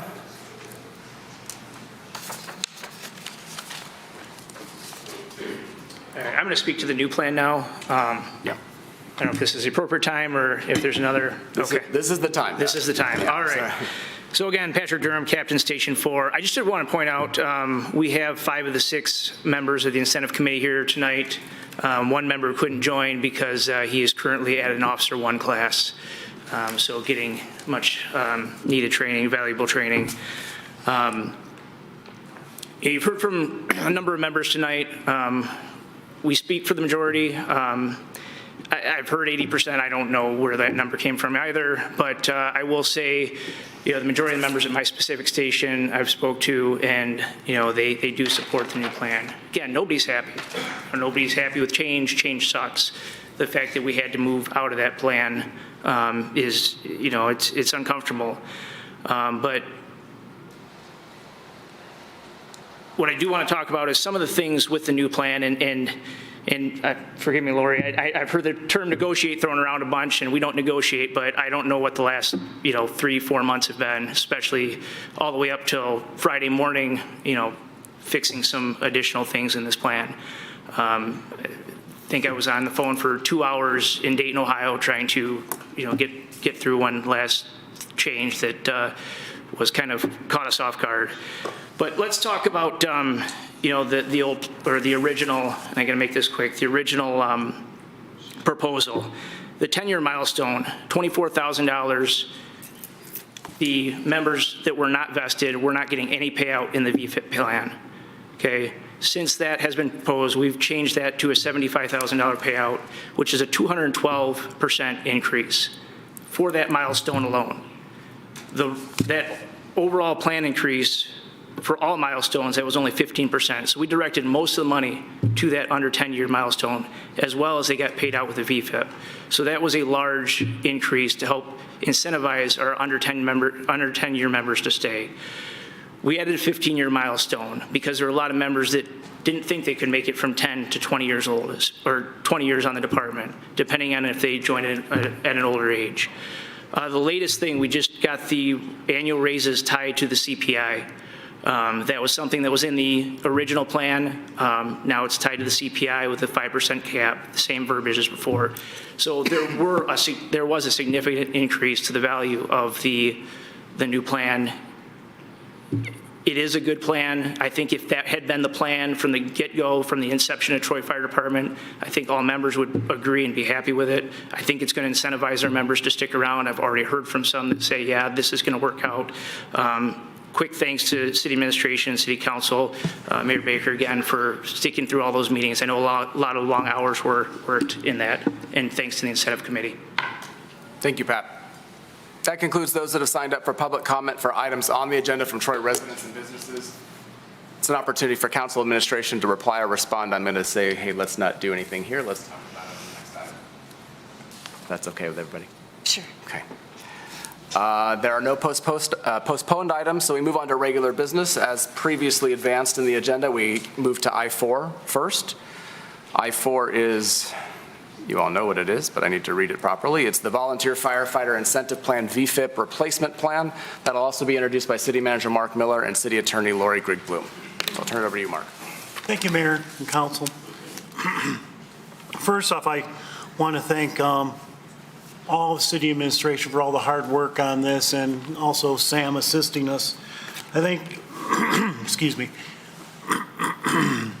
it's important to note that Sam helped provide our team with a framework of an incentive plan that we could then provide and build upon to make it acceptable to the Incentive Committee, and which we think is a good plan. Now, I've heard some talk this evening. Okay, let me go back a little bit. Remember that this replacement plan, it's not a compensation. It is an incentive plan to keep people to serve. We train firefighters, and then we want to have them serve and continue. So part of this plan is to try to keep those firefighters here. And, and Pat kind of did our presentation by telling everyone about how we raise this, so I won't go into it. The tables are in here. But I don't think that Pat talked very much about that we added the category for station officers. And I think that's important because the station officers do a lot of work and have more responsibility than your standard firefighter. With that, we also had some people bring up that there are other plans. The plans that were mailed to us or emailed to us recently were all LoSAP compliant in the sense that they had to stay under certain thresholds under the IRS rules. And that, just the mere fact that makes our proposed plan to be much more generous than those plans which were presented to us. Some of the other examples were statewide plans, and we just don't have that as an option. I mean, if we did, we would have explored it. It's actually a good idea. Just would like to say that, Rob and Deanna are here. to help answer any detailed questions. I'd like to turn it over to Lori to address any legal issues related to this. Thank you, Mayor, and thank you, Mr. Miller. Again, just the goal and city administration, our goal was retention and recruitment. And so keeping those both in mind, we needed to also make sure that it was compliant with the IRS rules and regulations. As has been indicated, this is kind of a unicorn. There aren't, the state of Michigan really doesn't have anything that provided a whole lot of guidance. So with that, we did retain Miller Canfield. Sam Kopaz has been very instrumental in making sure that this plan is consistent with the IRS guidelines, and I would actually direct any of the additional questions, the legal questions, to her. And happy to answer any questions that you have. Thank you, Mark and Lori. Questions from council?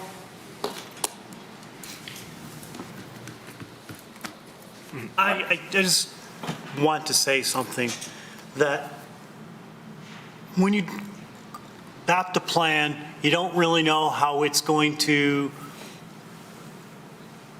act fully. And I think that council knows that city administration is on board to reassess this over time with input, especially from Pete, fire chief. And it may not be in my tenure as city manager, but I think, to be fair, to make sure that the plan is working, it should be looked at it if it is approved at some time in the future.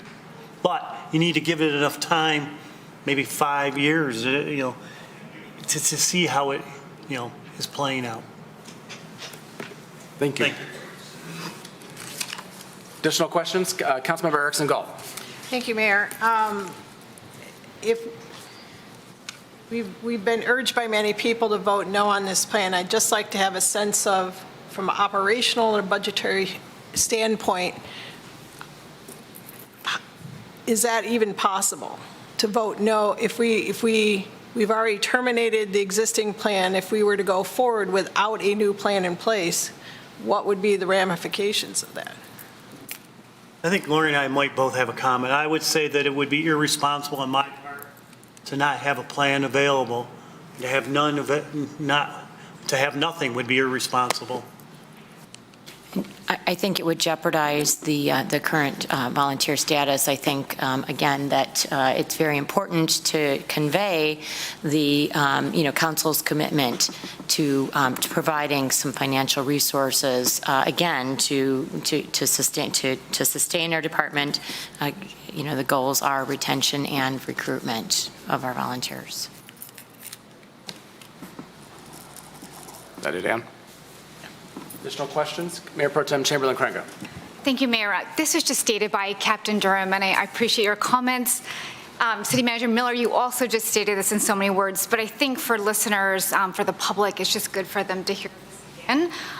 Because for me, this has been an important element of this process, is it hasn't just been the city coming with something and asking it to be rubber stamped by the incentive committee, but there has been, I know what I heard today is not to use the word negotiation, but a push and pull over some different elements, up to the wire. And I wonder, those were just stated, if you could just restate those again, some of those elements that the incentive committee brought and the city listened to and were able to take on board.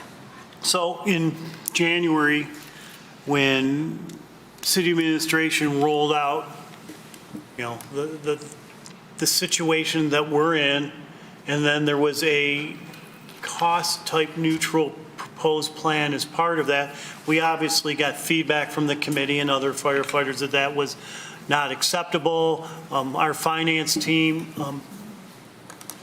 worked with GRS actuaries to develop some new numbers, and we were meeting once or twice a week at the time. The mayor was in those meetings, and we listened to the incentive committee, and we understood that the standard tier contribution needed to be raised. There was discussion about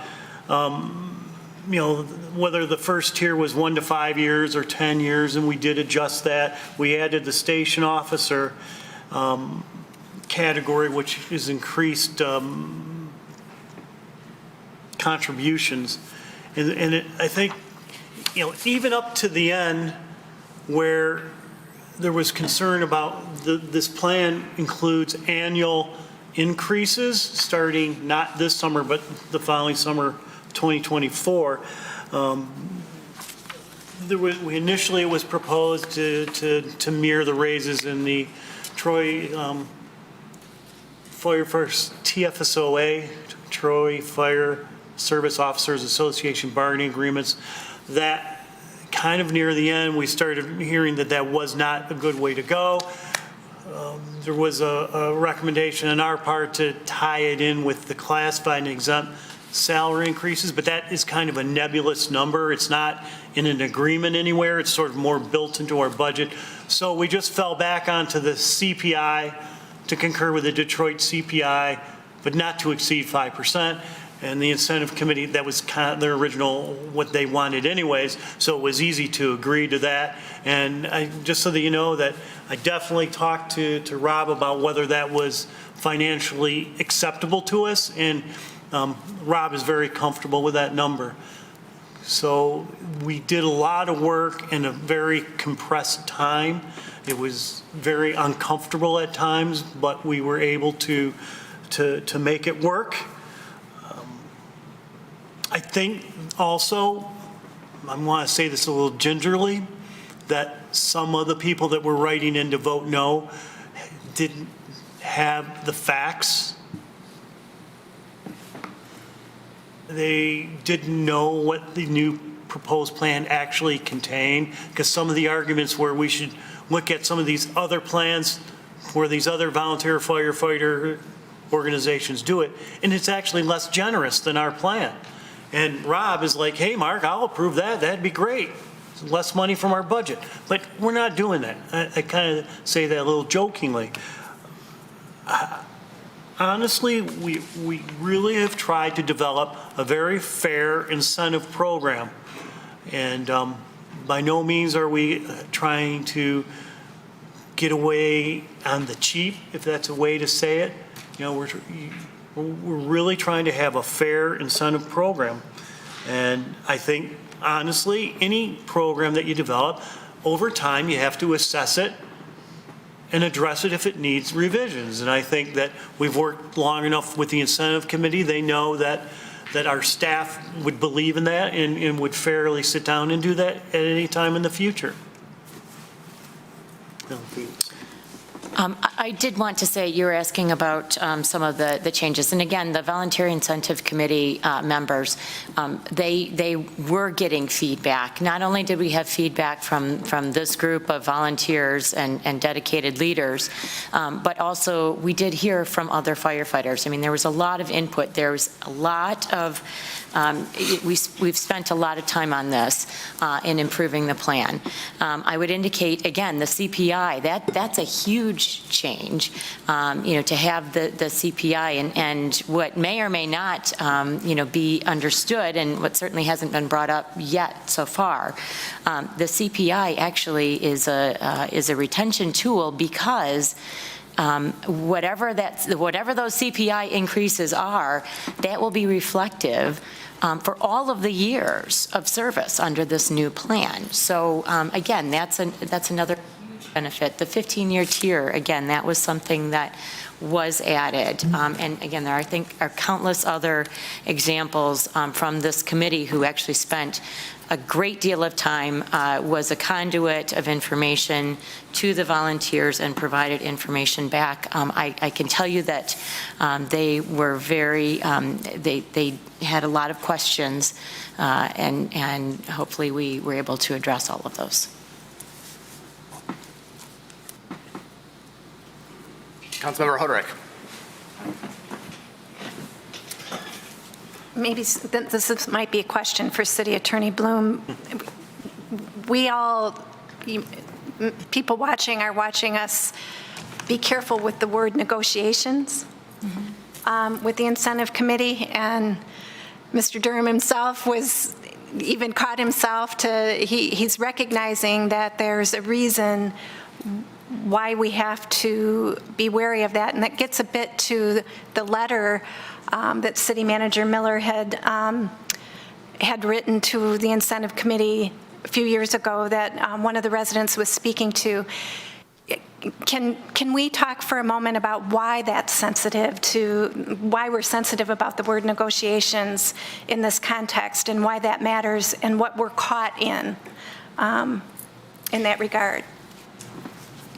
Well, certainly, it's not, there are rules that govern collective bargaining unions, and that's not what we have here. This is certainly an opportunity for input to be provided. It certainly was an opportunity for collaboration, but it is not a bargaining, they are not a separate bargaining unit, which is entitled to some of those procedures that are prescribed by federal law. Is that what you were looking for? And just thinking that letter for a moment, because this is an opportunity to talk about that and clear up maybe misunderstandings, I think. City Manager Miller, when he sent that, was being sensitive to that. And looking back on that time frame, we were coming out of an era of city management that had crossed lines. And we don't need to belabor what we all saw and how difficult that particular era was. The council then, council now, is very, very, very strong on, work according to ethics, integrity, rules. The bending of the rules can send us on a slippery slope that can send us into a situation that we have to clean up. City Manager Miller was stepping into that role, correct me if I'm wrong, and looking at each effort that had gone on before him and clarifying, cleaning up, drawing lines, and I believe that was a situation at that time, plus you were temporary, you were, and there would be a new city manager, but my sense is that you were black and white, speaking in those terms, and what can happen when you're dealing with government in black and white terms, it can feel not very touchy-feeling or caring. But am I remembering that era correctly, and if that's where you were? Yes. These are the contexts and the histories and the memories that was never an intention to suggest by council who had appointed him that we were not interested in their incentive committee or our firefighters or working with them. But there had to be a recalibration of how those discussions were going forward. And you held hard, as I recall. And this situation and these discussions, there was direction from all 7 of us. He was operating in this moment in time with direction and within the law to get to what Mayor Pro Tem Chamberlain Kringa was referencing. We did want input. We had a draft plan and we wanted input and we wanted to follow the proper process. And my sense is we were pretty rigorous about doing that. Am I correct?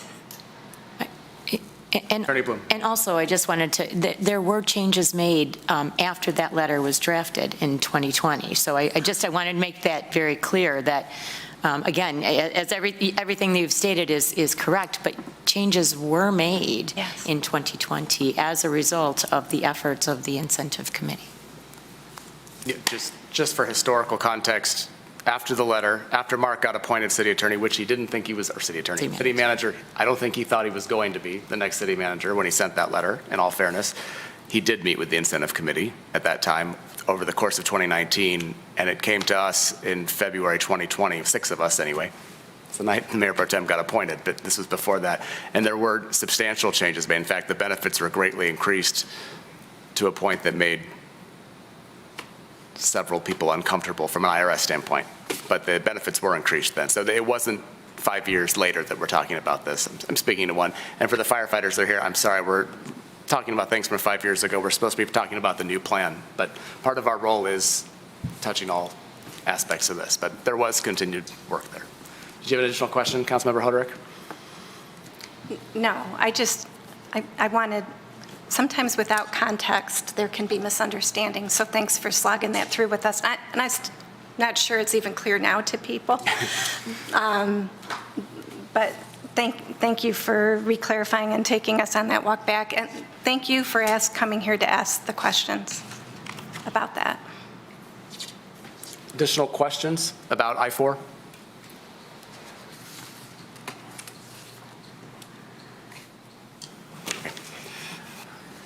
For discussion purposes, I'll move I-4, Volunteer Firefighter Incentive Plan, VFIP Replacement Plan, as printed in the agenda packet and subject to the agenda memorandum that was a late submittal. Support. Moved by the chair, supported by Councilmember Hoderick, that we approve I-4 Volunteer Firefighter Incentive Plan, VFIP Replacement Plan, as printed in the agenda packet. Discussion.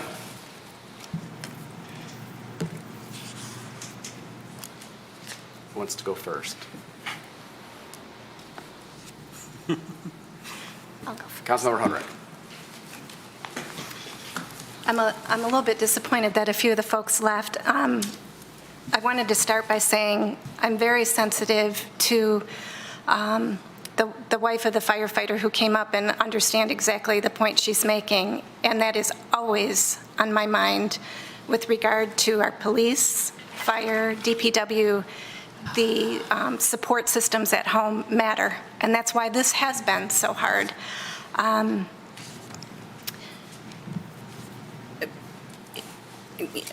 A bit of context on personal background. You know, why is somebody like me sitting up here? My spouse isn't a firefighter. How can she have credible decision-making skills? This is an important, consequential moment.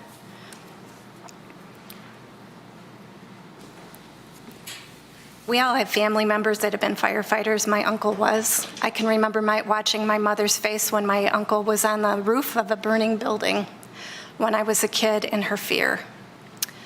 Firefighters have been in my life, and when I moved to Troy and was living here for a while, I knew we had a great fire department. It wasn't until I worked for the city, I was a part-time employee, that I came to understand what an amazing volunteer organization we had. And I had a vague understanding of an incentive program and a vague understanding that this is something we would always need to fiercely protect, was this fire department. After leaving working for the city of Troy and previously a corporate career in communications, I worked for a time in corporate investigations and corporate security. My role was one of helping to investigate disability fraud. I was within a team of people in charge of executive security, fire, overall safety, and I was working with retired firefighters, retired police. I became a student of public safety because along about the same time, I found myself on council, with public safety being the number one expectation of our residents and the key thing we're supposed to be delivering. I became a student of public safety. Participated in the Citizens Police Academy, started attending the firefighter open houses, and I can't pick up the gear. I can't even put on the boots and walk in them. That's not, I totally understand that your volunteer work is, it's immeasurably appreciated by me. You don't have any idea how much I have tried to be a student of it and understand your work. I've also attended the active shooter training for government officials and the debriefs that are provided to police, fire, EMS, and became a student of that. I mean, truly a student. Studying, I haven't taken courses, I'm not a volunteer myself, but I really try to understand what it is and the resources you need to do your job. And I have voted accordingly every single time in support of anything that the fire department has needed. Fast forward to this, in this situation, It's hard to tell from here. We've asked some questions so you can see some of the dialogue we've had with our administration, our paid experts on these topics. But suffice it to say, we have studied this hard. More than can be demonstrated sitting here from the council table. I've processed the input that I've seen on social media, the input brought here, and believe me, I've lived here forever. I know lots of people. I know a fair number of firefighters. I have been given a lot of input. The idea that we would proceed without a new plan is very concerning, I know, to a lot of firefighters. They're not necessarily coming up to the microphone or writing in. One of the unfortunate elements of this is the division it creates when there is change that you don't even want. And people are quietly wanting to move on. And that is the input I've had sincerely and demonstrably from folks. You know, I'm looking out into the chamber, and I won't call him out by name, but one of the volunteers out there I've known since he was a baby. His parents and my husband and I were all part of the same parenting group facilitated out of Beaumont hospitals when we had new babies and we were learning how to be new parents. To say that you all matter to me, it just sounds so, I mean, how does that hit people who go in and run into fires? But this is my fire to run into. This is my work that is very hard. When we are attacked on social media, it impacts our family, who wonder, why do we do this when people aren't understanding properly maybe what's going into the decision making? That was the point I was trying to make the last meeting, that I want to hear input, even going forward after this, but we must serve one another constructively, and I know we can. All those comments, even those coming that I wondered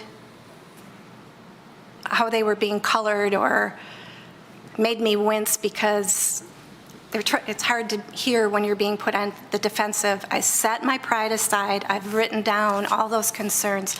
I've sussed those out. So I will be supporting this plan for the numerous plates that we spin. And I do so with my whole heart and my whole mind and everything I could bring, collaborating with City Council, with the experts that we work with, to hopefully serve a fire department that I value. I can't even believe I'm having to sit here and have this conversation tonight and try to prove that this is what I care about.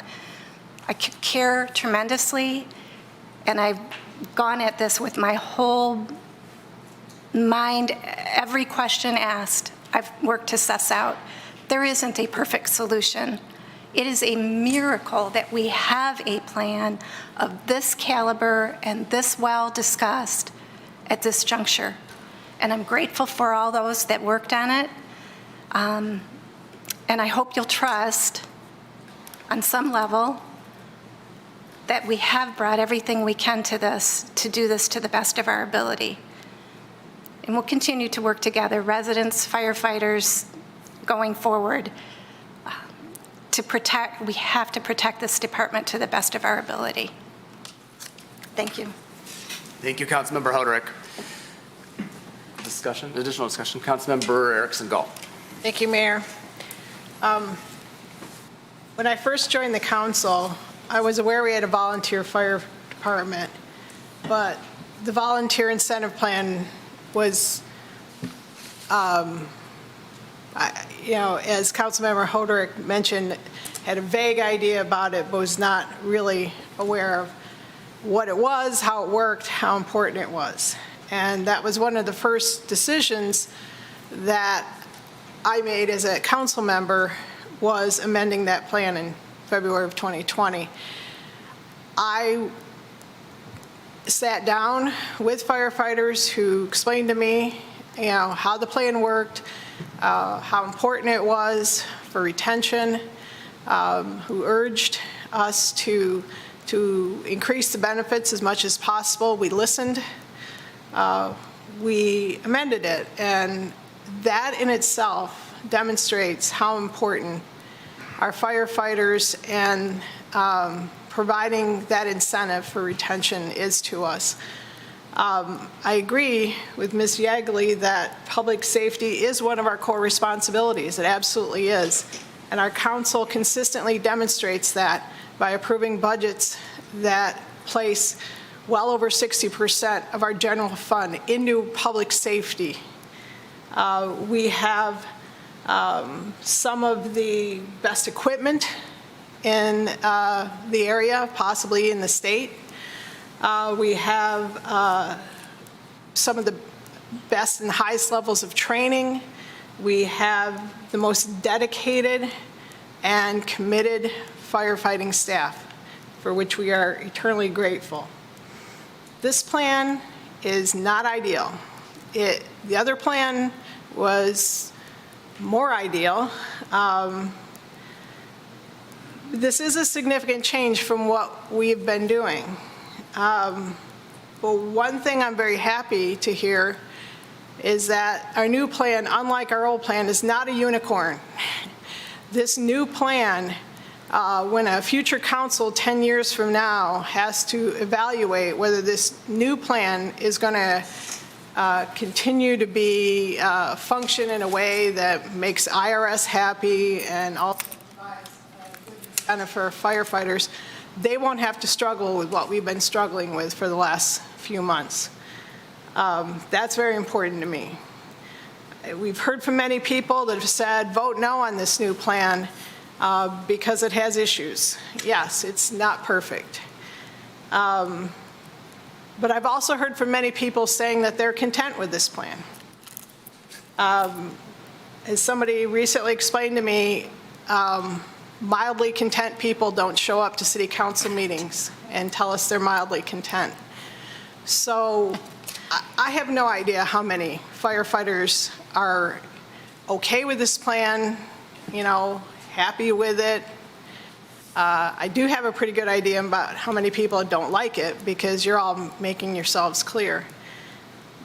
But I kind of have to believe that given how many firefighters we have in the city and the percentage of people that have actually reached out to us both here and by email or phone, there's probably a whole lot of mildly content people out there. And so I'm keeping that in mind. I'm not saying that your opinions and your issues with this plan don't mean anything to me. They absolutely do. I wish that we could just have kept the existing plan. It was working very well. We cannot. We have to move forward. And I think it's irresponsible to not move forward with a plan in place for the volunteer firefighters who are planning to leave sometime in the near future. They need to know what they're getting. We have to have something for them. And that being said, I think it's important, something that's been stressed, that this plan is not written in stone. It can be amended like the older plan was. If we find that this plan is not working well, if we find there's ways we can improve this plan and improve the benefits offered, I know this council will definitely look at that and consider that. One thing that was urged to me this weekend is to demand some accountability for how we ended up in this mess. I agree with the mayor that now is not the time to be pounding the table and demanding accountability. There may be a time, and I hope there will be a time in the not too distant future for us to sit down and kind of reflect on this and figure out how we ended up in this situation, what could have been done different. Lessons learned is important. When you're in the middle of a crisis, though, that's not the time to be jumping up and down and yelling about, how it could have been different. What you have to do is figure out how to fix the problem and move forward. So with that, I will be approving this, or voting to approve this plan. I think it's the best we can do here under these circumstances, and I think it helps to solve some of the problems that we're faced with. So I will definitely be voting for it. Thank you, Councilmember Erickson Galt. Additional discussion, Councilmember Abraham. Thank you, Mayor. There's an expression, don't let perfect be the enemy of good.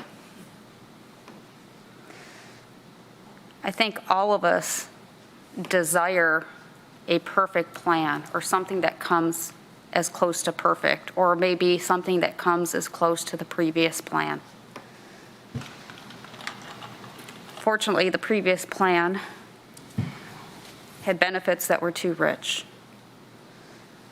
The plan that is in front of us is a good plan, maybe not the perfect that we might all desire.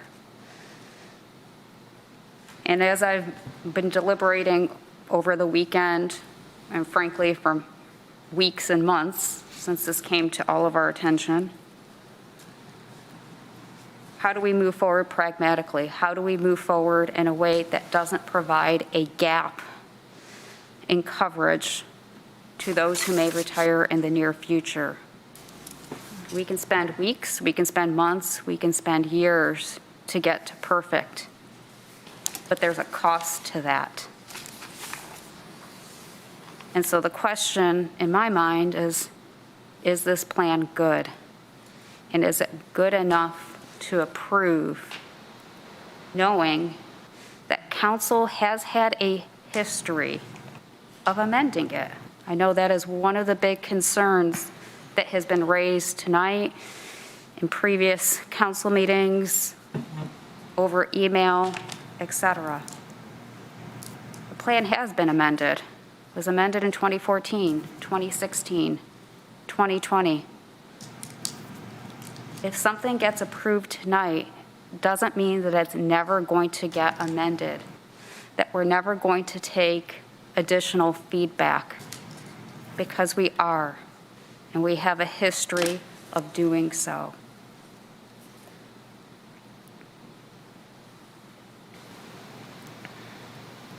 The risk of not having a plan approved tonight is great from my vantage point. It signals something that I think no one on this council believes, which is public safety isn't important. And we're going to keep waiting, or we'll keep putting it off, and it becomes a football or a can to kick down the road. That is not the impression we want to give, because there's nothing further than that from the truth.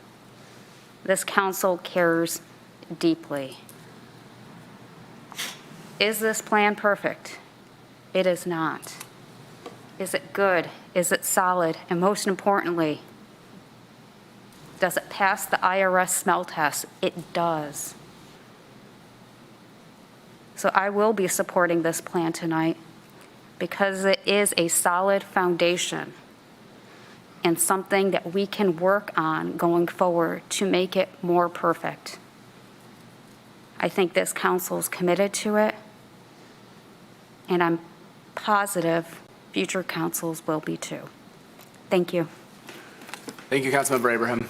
Councilmember Brooks. I'll speak really quickly. Thank you, Mayor. I think that we can all agree that this is not an ideal situation. It's not a situation that any of us wanted to be in, but unfortunately, here we are.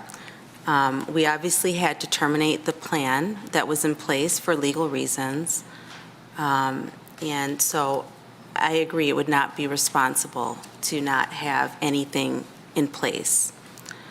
From the inception of this plan, we have constantly reevaluated the plan and updated the plan most recently in 2020, where we significantly increased benefits to our firefighters. And I think just looking at the history of our city, We have always tried to do what's best for our firefighters, always. And I believe that we continue to try to do what's best for our firefighters. And I believe that the current proposed plan is the best that we can do within our fiduciary responsibility. We are adding an additional $10 million, which the city did not have to do, but we want to do the best that we can to make you guys as whole as possible. Because we really, really, really appreciate your service. And we want to show you that we appreciate your service. And so, as everyone has stated up here, that we will continue to negotiate with you and work with you, and that this is not necessarily the end. I believe that that future councils will have the same commitment, and same with city staff, will have the same commitment to our public service as our current council. And so, with that being said, I will support the plan with the understanding that, we can always reevaluate at some point in the future. Thank you, Councilmember Brooks. Mayor Pro Tem Chamberlain Craig. Thank you, Mayor. I want to start by leading with, we had questions about public safety, and we're in budget season. If you look at our budget, public safety is actually written in as a principle, always has, always will. So I encourage you to look at that because it is deeply important to all of us. So this weekend, we have a group who've asked us to vote no on a new plan. So I thought about it. What would it mean to vote no? So first of all, if I voted no, I'd be saying no to our fire chief, someone who supports the plan and someone who I deeply respect. If I said no, I'd be saying no to the incentive committee and your months and months of hard work, pushing and pulling, providing input on this plan. And that's why I asked the question, what were those changes? Talk through some of those that actually happened. Because it's something where it was not a rubber stamp. There was conversation, there was engagement. And I respect that, all of that work that went into that. If I voted no, I'd be saying no to our outside counsel, who has provided us input to ensure that a new plan will be one that will be supported by the IRS, which is of utmost importance. If I voted no, I'd be saying no to city staff, who spent tireless hours that I probably can't even imagine, sleepless nights, working on a new plan, as well as working on a budget at the same time. And the plan that you've come up with is essentially more generous than a lot of the plans that are out there. I want to thank Councilmember Hamilton, who actually analyzed a number of different plans, and the takeaway was that actually what we have come up with, you have come up with the incentive committee, is something more generous than that exists in other places. In all of that, if I were to vote no, I would be a poor fiduciary. I would not be making the best decisions in the interest of the city's finances, in the interest of its reputation, and in the interest of its public safety. And we were elected to uphold those things. And that's why you're out tonight. That's why you're here with us. Troy is a city, I believe deeply, that values stability. It values logical, rational decision-making. And being in budget season, I was actually looking at the budget, and I was with my son, because everything I do in council, my family's with me. They're part of it too. He's interested in mythology, and I was reminded of Athena. Athena was known as a dispenser of prudent restraint and practical insight, maintainer of law. And I believe those are the values of Troy that are very true. So I also went out this weekend and spent some time in my neighborhood. Beautiful weather. Some neighbors were gathering, and I just wanted to spend time and hang out with them and brought up this issue, wanted to get their insights. What were they thinking about this? Number one, the first thing that they say, they are so proud of our volunteer firefighters. They know that they are leaders in this country. We have one of the largest volunteer fire departments in the entire United States, and they know that, and they are proud of that. And they agreed that it is prudent and wise for us to end one plan and have another in place. It would not be wise to do otherwise. So with all of that, and knowing who Troy is and what we are about, I can't help but to support this plan. It is a prudent, wise thing. This is what Troy is. This is what we're about. and is a plan that can always go through modifications in the future. But I'm proud about where we've gone, and this is in the best interest, I believe, for our finances, for our public safety, and for our future. So I will be supporting it tonight. Thank you, Mayor Pro Tem Chamberlain Craig. Councilmember Hamilton. Thank you, Mayor. I've gone through all the feedback I've gotten from firefighters, from residents. There's currently 144 active firefighters. I have heard from either 14 or 15 strongly opposed to this plan. So that's about 10% of the firefighters I've heard from, either through email or through council, they're against this plan. The Volunteer Incentive Committee, who is chosen by the firefighters themselves, all are in support of this plan. Not saying it's perfect, but are in support of the plan. The chief is in support of the plan. Our staff is in support of the plan. And to have no plan, I don't see how that would be optimal for the city. There's nothing stopping us from completely changing the plan as we go. I know city staff wants to wait 5 years, but I'm willing to change it if we come up with good ideas. If the majority or super majority of the firefighters want something different, I'm more than open to consider that. I ask you to engage with your volunteer incentive member. If you don't, some who have spoke said they don't feel that they represent them. If not, I mean, if the majority of your station wants to pick someone else, that's fine too. But as far as what I'm hearing, it seems like we have support. Like you said, mild support, but from some, and more passionate support from others. But and in the end, it's really, we can talk in pretty words and everything, but in the end, it's about what are we willing to pay our firefighters. And when we amended this plan in 2020, we increased the amount we put towards the plan by 30%. That is not a small thing from where we were in the past.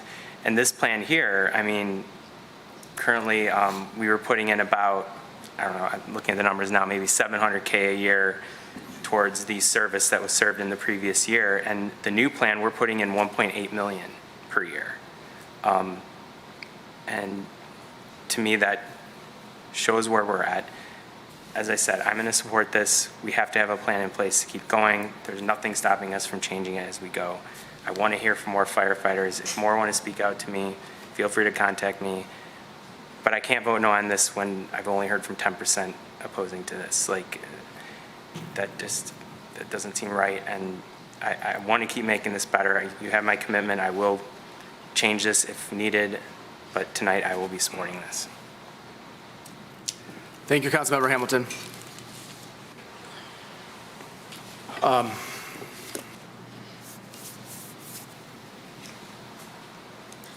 Long night, long first few months of the year so far on this issue especially. I'm not even sure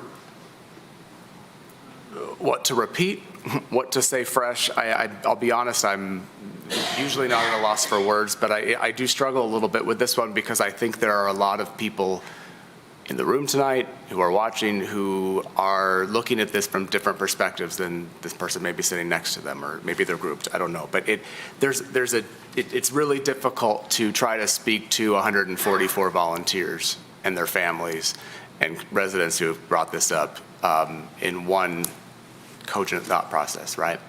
One-on-one, it's a lot easier. We have the opportunity to, I'm going to regret saying this, but pander all we want if we're talking to you one-on-one, right? I mean, that's the reality of being a politician, as much as everybody loves being called a politician. That's the truth. When you're all looking at us in one room and we're all here actually making the decision, it's a whole different equation.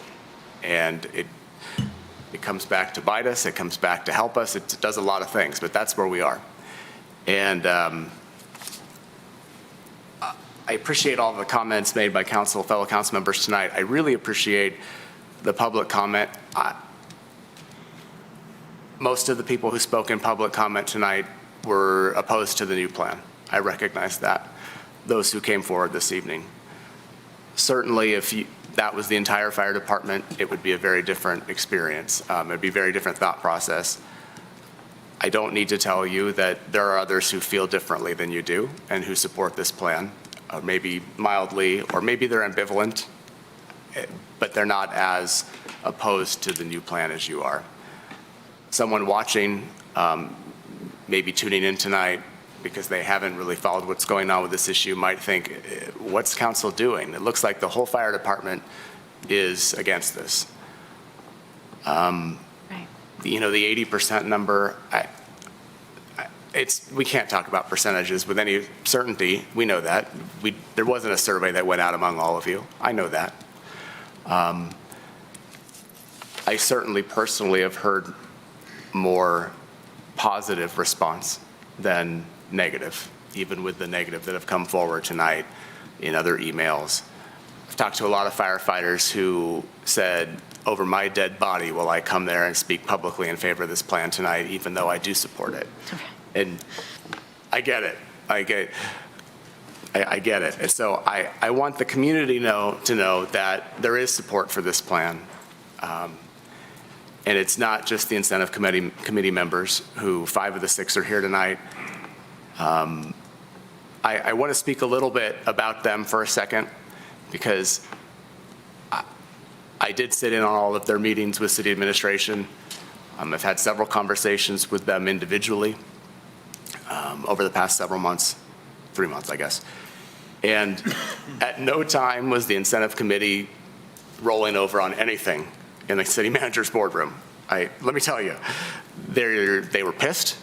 I've said pissed twice tonight, which is probably not good from the table, but there were tears, there was anger, there was table pounding, there was times when it was very clear that they weren't just there to sit and take it from city administration.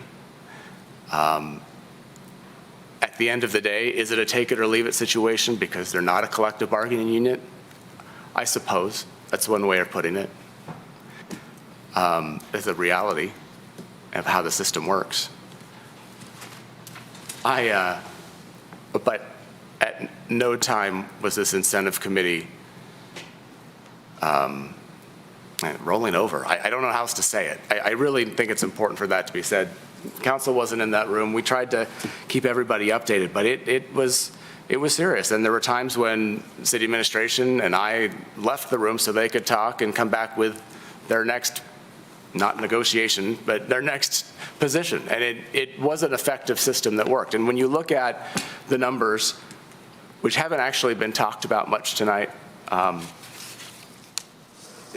it's difficult, or it has been difficult to quantify what the old plan, how you valued that, because it was different for everybody, and there were multipliers for different years of service, and those multipliers changed multiple times. And I mean, my understanding is that some retirees who had been in the department a long time ago were receiving about the equivalent of $90 a month in their incentive plan, whereas some of the other ones were getting over $2,000 a month. So there was a big disparity in how that worked, and that's in part because of the plan was increased several times. But the numbers now in the new plan, you know, the value of the plan as of today for a member is $375,000 per person. Not all of them will serve 30 years. Not all of them will get that. I understand that. There are 5 different tiers. It's in the agenda packet. First tier is at 10 years. It's a $75,000 payout for that first tier. Second tier is at another 5 years, so 15 years. They get another $75,000. Another 5 years later, they get another $75,000. 5 years later, another $75,000, and that fifth 5 years is another $75,000 before the CPI increases. I know if we were sitting here saying, hey, we're paying you either $7,500 a year or giving you $15,000 a year, you'd say, that's really bad compensation. But this isn't a compensation plan. It's an incentive plan to recruit and retain firefighters. And so I want to be very clear that, and you firefighters know this, but for those in the community who are watching, we're not trying to say, hey, paying our firefighters $15,000 a year is a great idea. That's not what we're saying here, and that's not the way it works. The IRS doesn't allow it to work like that. It's not compensation. There's tax consequences to that as well. It's an incentive. And when there's a firefighter who's served 10 years and they get a payout, or 15 years and they get a payout, and they're looking at whether or not they can stay for another 5 years, we're hoping that another $75,000 in 5 years will make them stay, will be enough for them to want to stay. Do I sit here and know the answer of whether that's going to be a yes or no? No, I don't. I've been told by people that they think it's a yes. I've been told by some that it's a no. I understand there's going to be discrepancies there. But Councilmember Hamilton just brought up this plan. Actually, I also want to make it very clear what Councilmember Hamilton said, and actually something Councilmember Abraham said. Councilmember Abraham said the benefits were too rich in the old plan. I want to clarify what she said. I think not too rich for our firefighters or for the city, but too rich to qualify under the IRS guidelines that we had. I don't think she meant it any other way, but I caught that. I just want to make sure that was clear. And then to Councilmember Hamilton's point, the current, or the plan that we just terminated, cost the city about $700,000 a year. That's what the city was paying if you take away the piece to bring up the unfunded liability. The new plan's $1.8 million a year right now. So the city's actually paying an additional $1.1 million a year for this new incentive plan. Again, individually that feels different, but for the city to know, I want the city to know, and those who are just tuning into some of this, from a public safety standpoint, this is an increase in funding for public safety. Even though it may not feel like it for our firefighters, it actually it is. And that's difficult and important because it is our number one priority.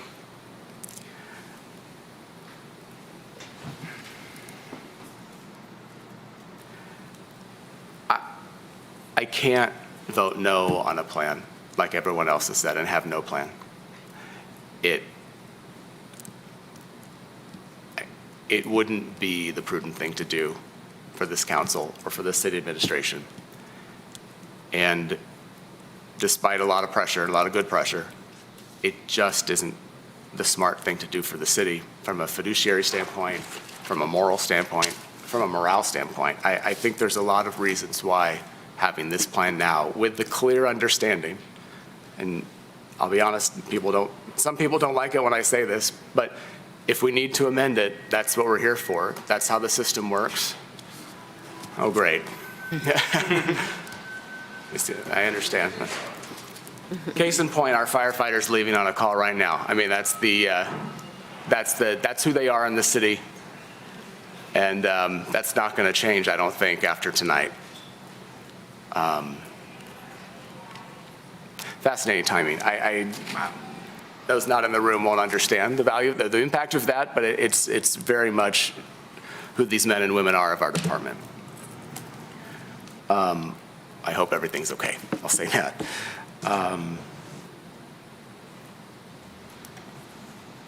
There's been a lot of questions about, what we could do differently now, and understanding I don't think it's wise to make changes from the table tonight or with that having fully been vetted, but there are questions. Can we do more for our 0 to 10-year firefighters? Can we do more for our 15 to 25 that have served a number of years? There's some disparity in those numbers as well. People, again, to my earlier point about how everyone is represented differently and you all have different interests here. I think those will be looked at. Those issues will be looked at with the understanding, and city management knows it, and we've talked about the ability to amend the plan if necessary and to make changes if they're needed. Government can move slow sometimes or slowly sometimes, obviously. You all know that. I don't want the expectation to ever be that in a couple of weeks we're coming back and making changes because there's been a bunch more communication from people in the community. There has to be a certain level of seeing how this plays out, especially over the next, as the payout checks go, as the new plan goes into effect. And again, there's always a commitment to amend if necessary. We amended in 2020. It was amended in 2016. It was created in 2014. There's a long history of making changes that always were to the benefit of the firefighters in the process. It wasn't about amending to make it worse for the firefighters. It was always to increase those benefits, recognizing the value they bring to the city from a community standpoint, from a financial standpoint, always. I don't want anyone to leave here tonight thinking that this is it nothing changes from here on out. This is the plan. Because the cold reality is, I shouldn't have to say it, but if it doesn't work in retaining and recruiting, the city's going to have to move fast to make changes. That's the reality. And people are obviously paying attention.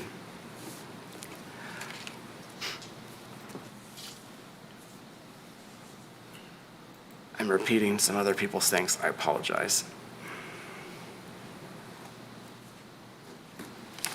It's a long night. We're sit here, I could talk and say a lot of things, right? I'm not going to say anything else. I am going to vote to support this new plan tonight with the full understanding that, one, there will be accountability into how we got here. Two, looking at how we can improve it if necessary after some reasonable time of looking at it and hearing from more people.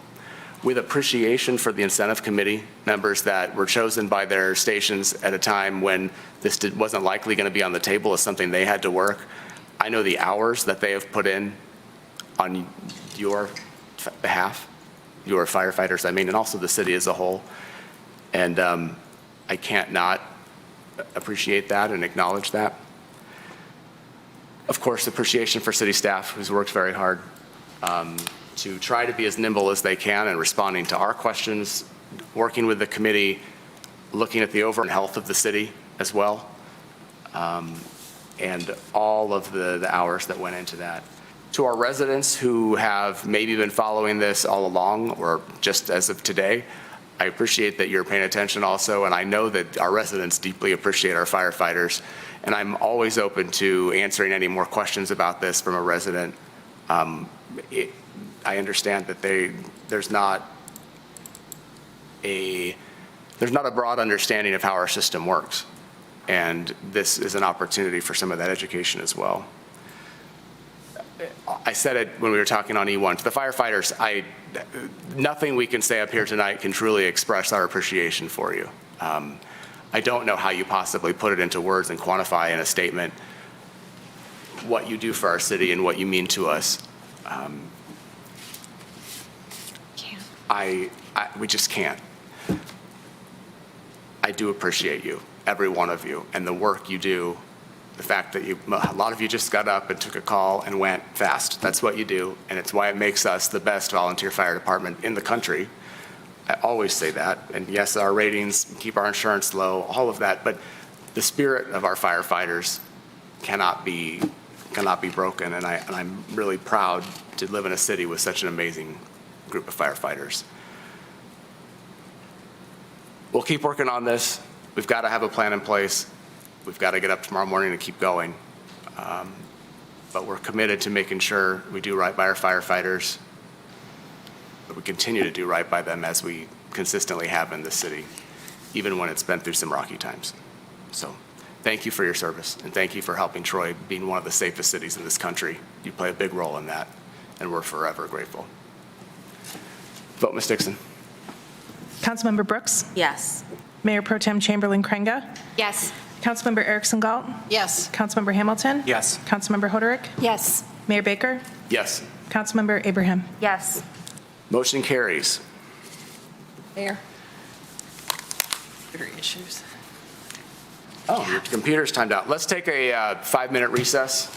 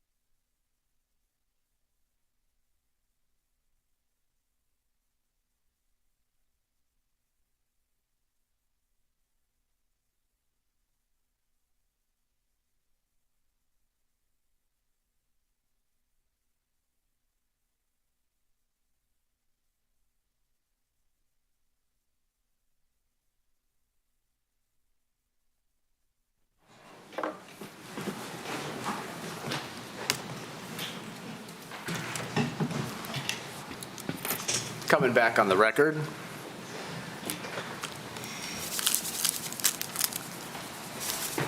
I-1. Board and committee appointments. One second. There are no mayoral appointments this evening, but we do have a couple city council appointments, so I'll turn it over to Mayor Pro Tem Chamberlain Crainga. Thank you, Mayor.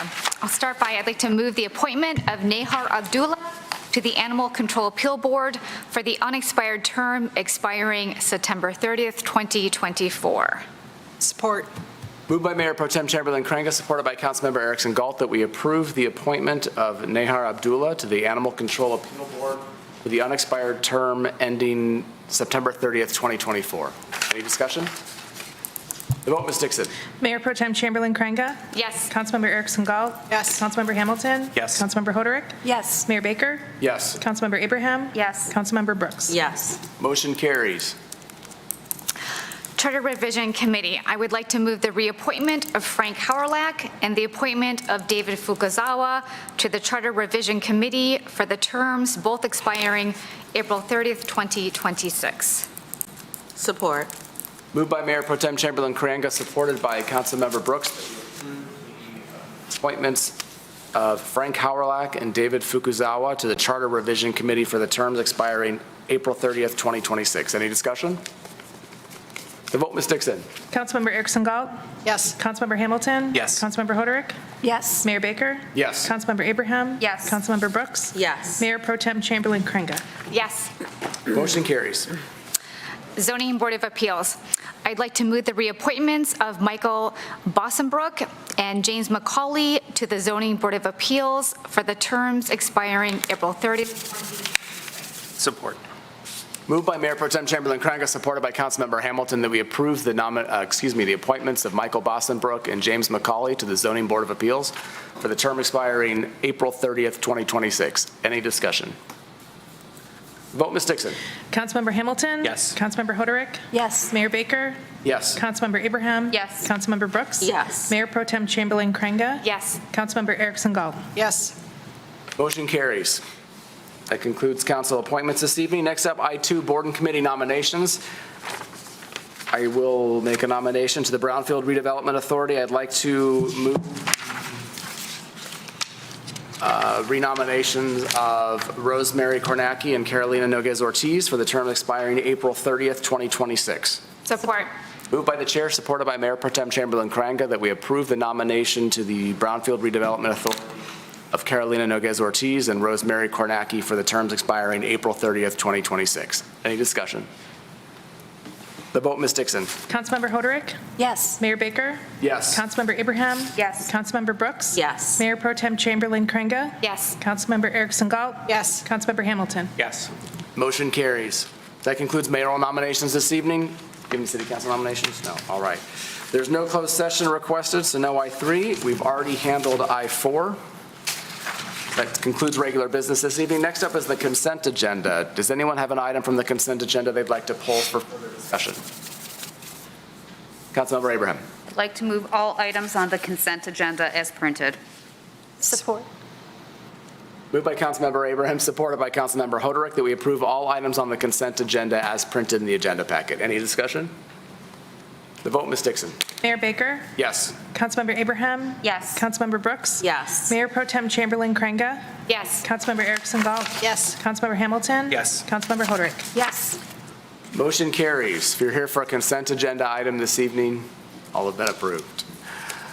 Next up, memorandums and future council agenda items. K1 is an announcement of a public hearing. On May 8th, 2023, there'll be a public hearing for the adoption of the proposed 2023-2024 city budget. That proposed budget is online for residents to see. Next up is public comment for items not on the agenda from Troy residents and businesses. We have no council referrals. Hey, Aaron. I don't see that you have signed up, but you have sat through all of this and are here, and I do believe you. There's been some issues, so I'd like to make a motion to waive the rules to allow Aaron Deluski to speak in public comment. Someone like to support that? Support. Moved by the chair, supported by Councilmember Hoderick, that we agree to waive the rules and allow Mr. Deluski to speak for public comment. Any discussion? Vote, Ms. Dixon. Councilmember Abraham? Yes. Councilmember Brooks? Yes. Mayor Pro Tem Chamberlain Crainga? Yes. Councilmember Erickson Galt? Yes. Councilmember Hamilton? Yes. Councilmember Hoderick? Yes. Mayor Baker? Yes, motion carries. Aaron, you can please come up for your 3 minutes. I want to take this second. There seems to be a lot of issues with our signing up. I had asked city management to look into if there's an issue with the machine, if there's another service we can use or something else, because it's difficult for our public and for us to deal with this if this is happening repeatedly. Earlier today, while riding, I was riding home to switch off my headphones, maybe charge them on, put on some lighter clothing. A bus almost ran me over, one of your smart buses here that you just think. It was real bad. It was right out here on Livernois. And I felt it was senseless, just basically vigilante people leaving steering wheels, pushing people around. Yeah, well, I've been ran off the road, hit runs. I broke my collarbone on some construction equipment that wasn't marked. I've had situations with negligent infrastructure. You guys are talking about public safety. You guys seem to be using that word a lot in this meeting today. What is public safety? I think I kind of bring a unicorn kind of perspective to this situation where I'm not necessarily a good guy, but I kind of see myself as not a good guy, and I kind of say, hey, how do you prevent these not good guys from infiltrating people's business, lives, whatever, peace, civil behavior. A few years ago, on one of your sidewalks, these 4-foot wide sidewalks, whatever they are, I think it's about as wide as this, whatever. One of your firefighters was holler at me. We got into hollering at each other. I mean, it's probably dangerous me saying this, even in council like this, but consider it like not necessarily a good guy coming to you guys saying, hey, you guys gotta fix your infrastructure for public safety. So you guys kind of don't get bad guys walking around your backyards. And even AI, news of AI, where are we gonna get, how are you gonna get infrastructure to protect people's backyards for people that want wider sidewalks? Public safety, it's like I wanted to go out and ride my bike to get some exercise going, get my endorphins going so I feel good. So I'm not going home or going in the neighborhood. Another public safety, you got solicitors coming door to door. I called your city and said, hey dudes, you guys should make this illegal, especially when you're COVID era, where people kind of have to be indoors and stuff.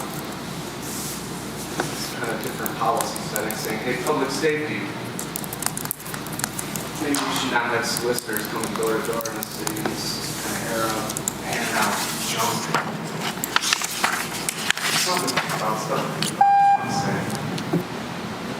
Thank you, Aaron. I appreciate you coming forward and sharing your concerns. Now is an opportunity for council or administration to respond or reply. I don't expect there's any this evening. All right, no council referrals.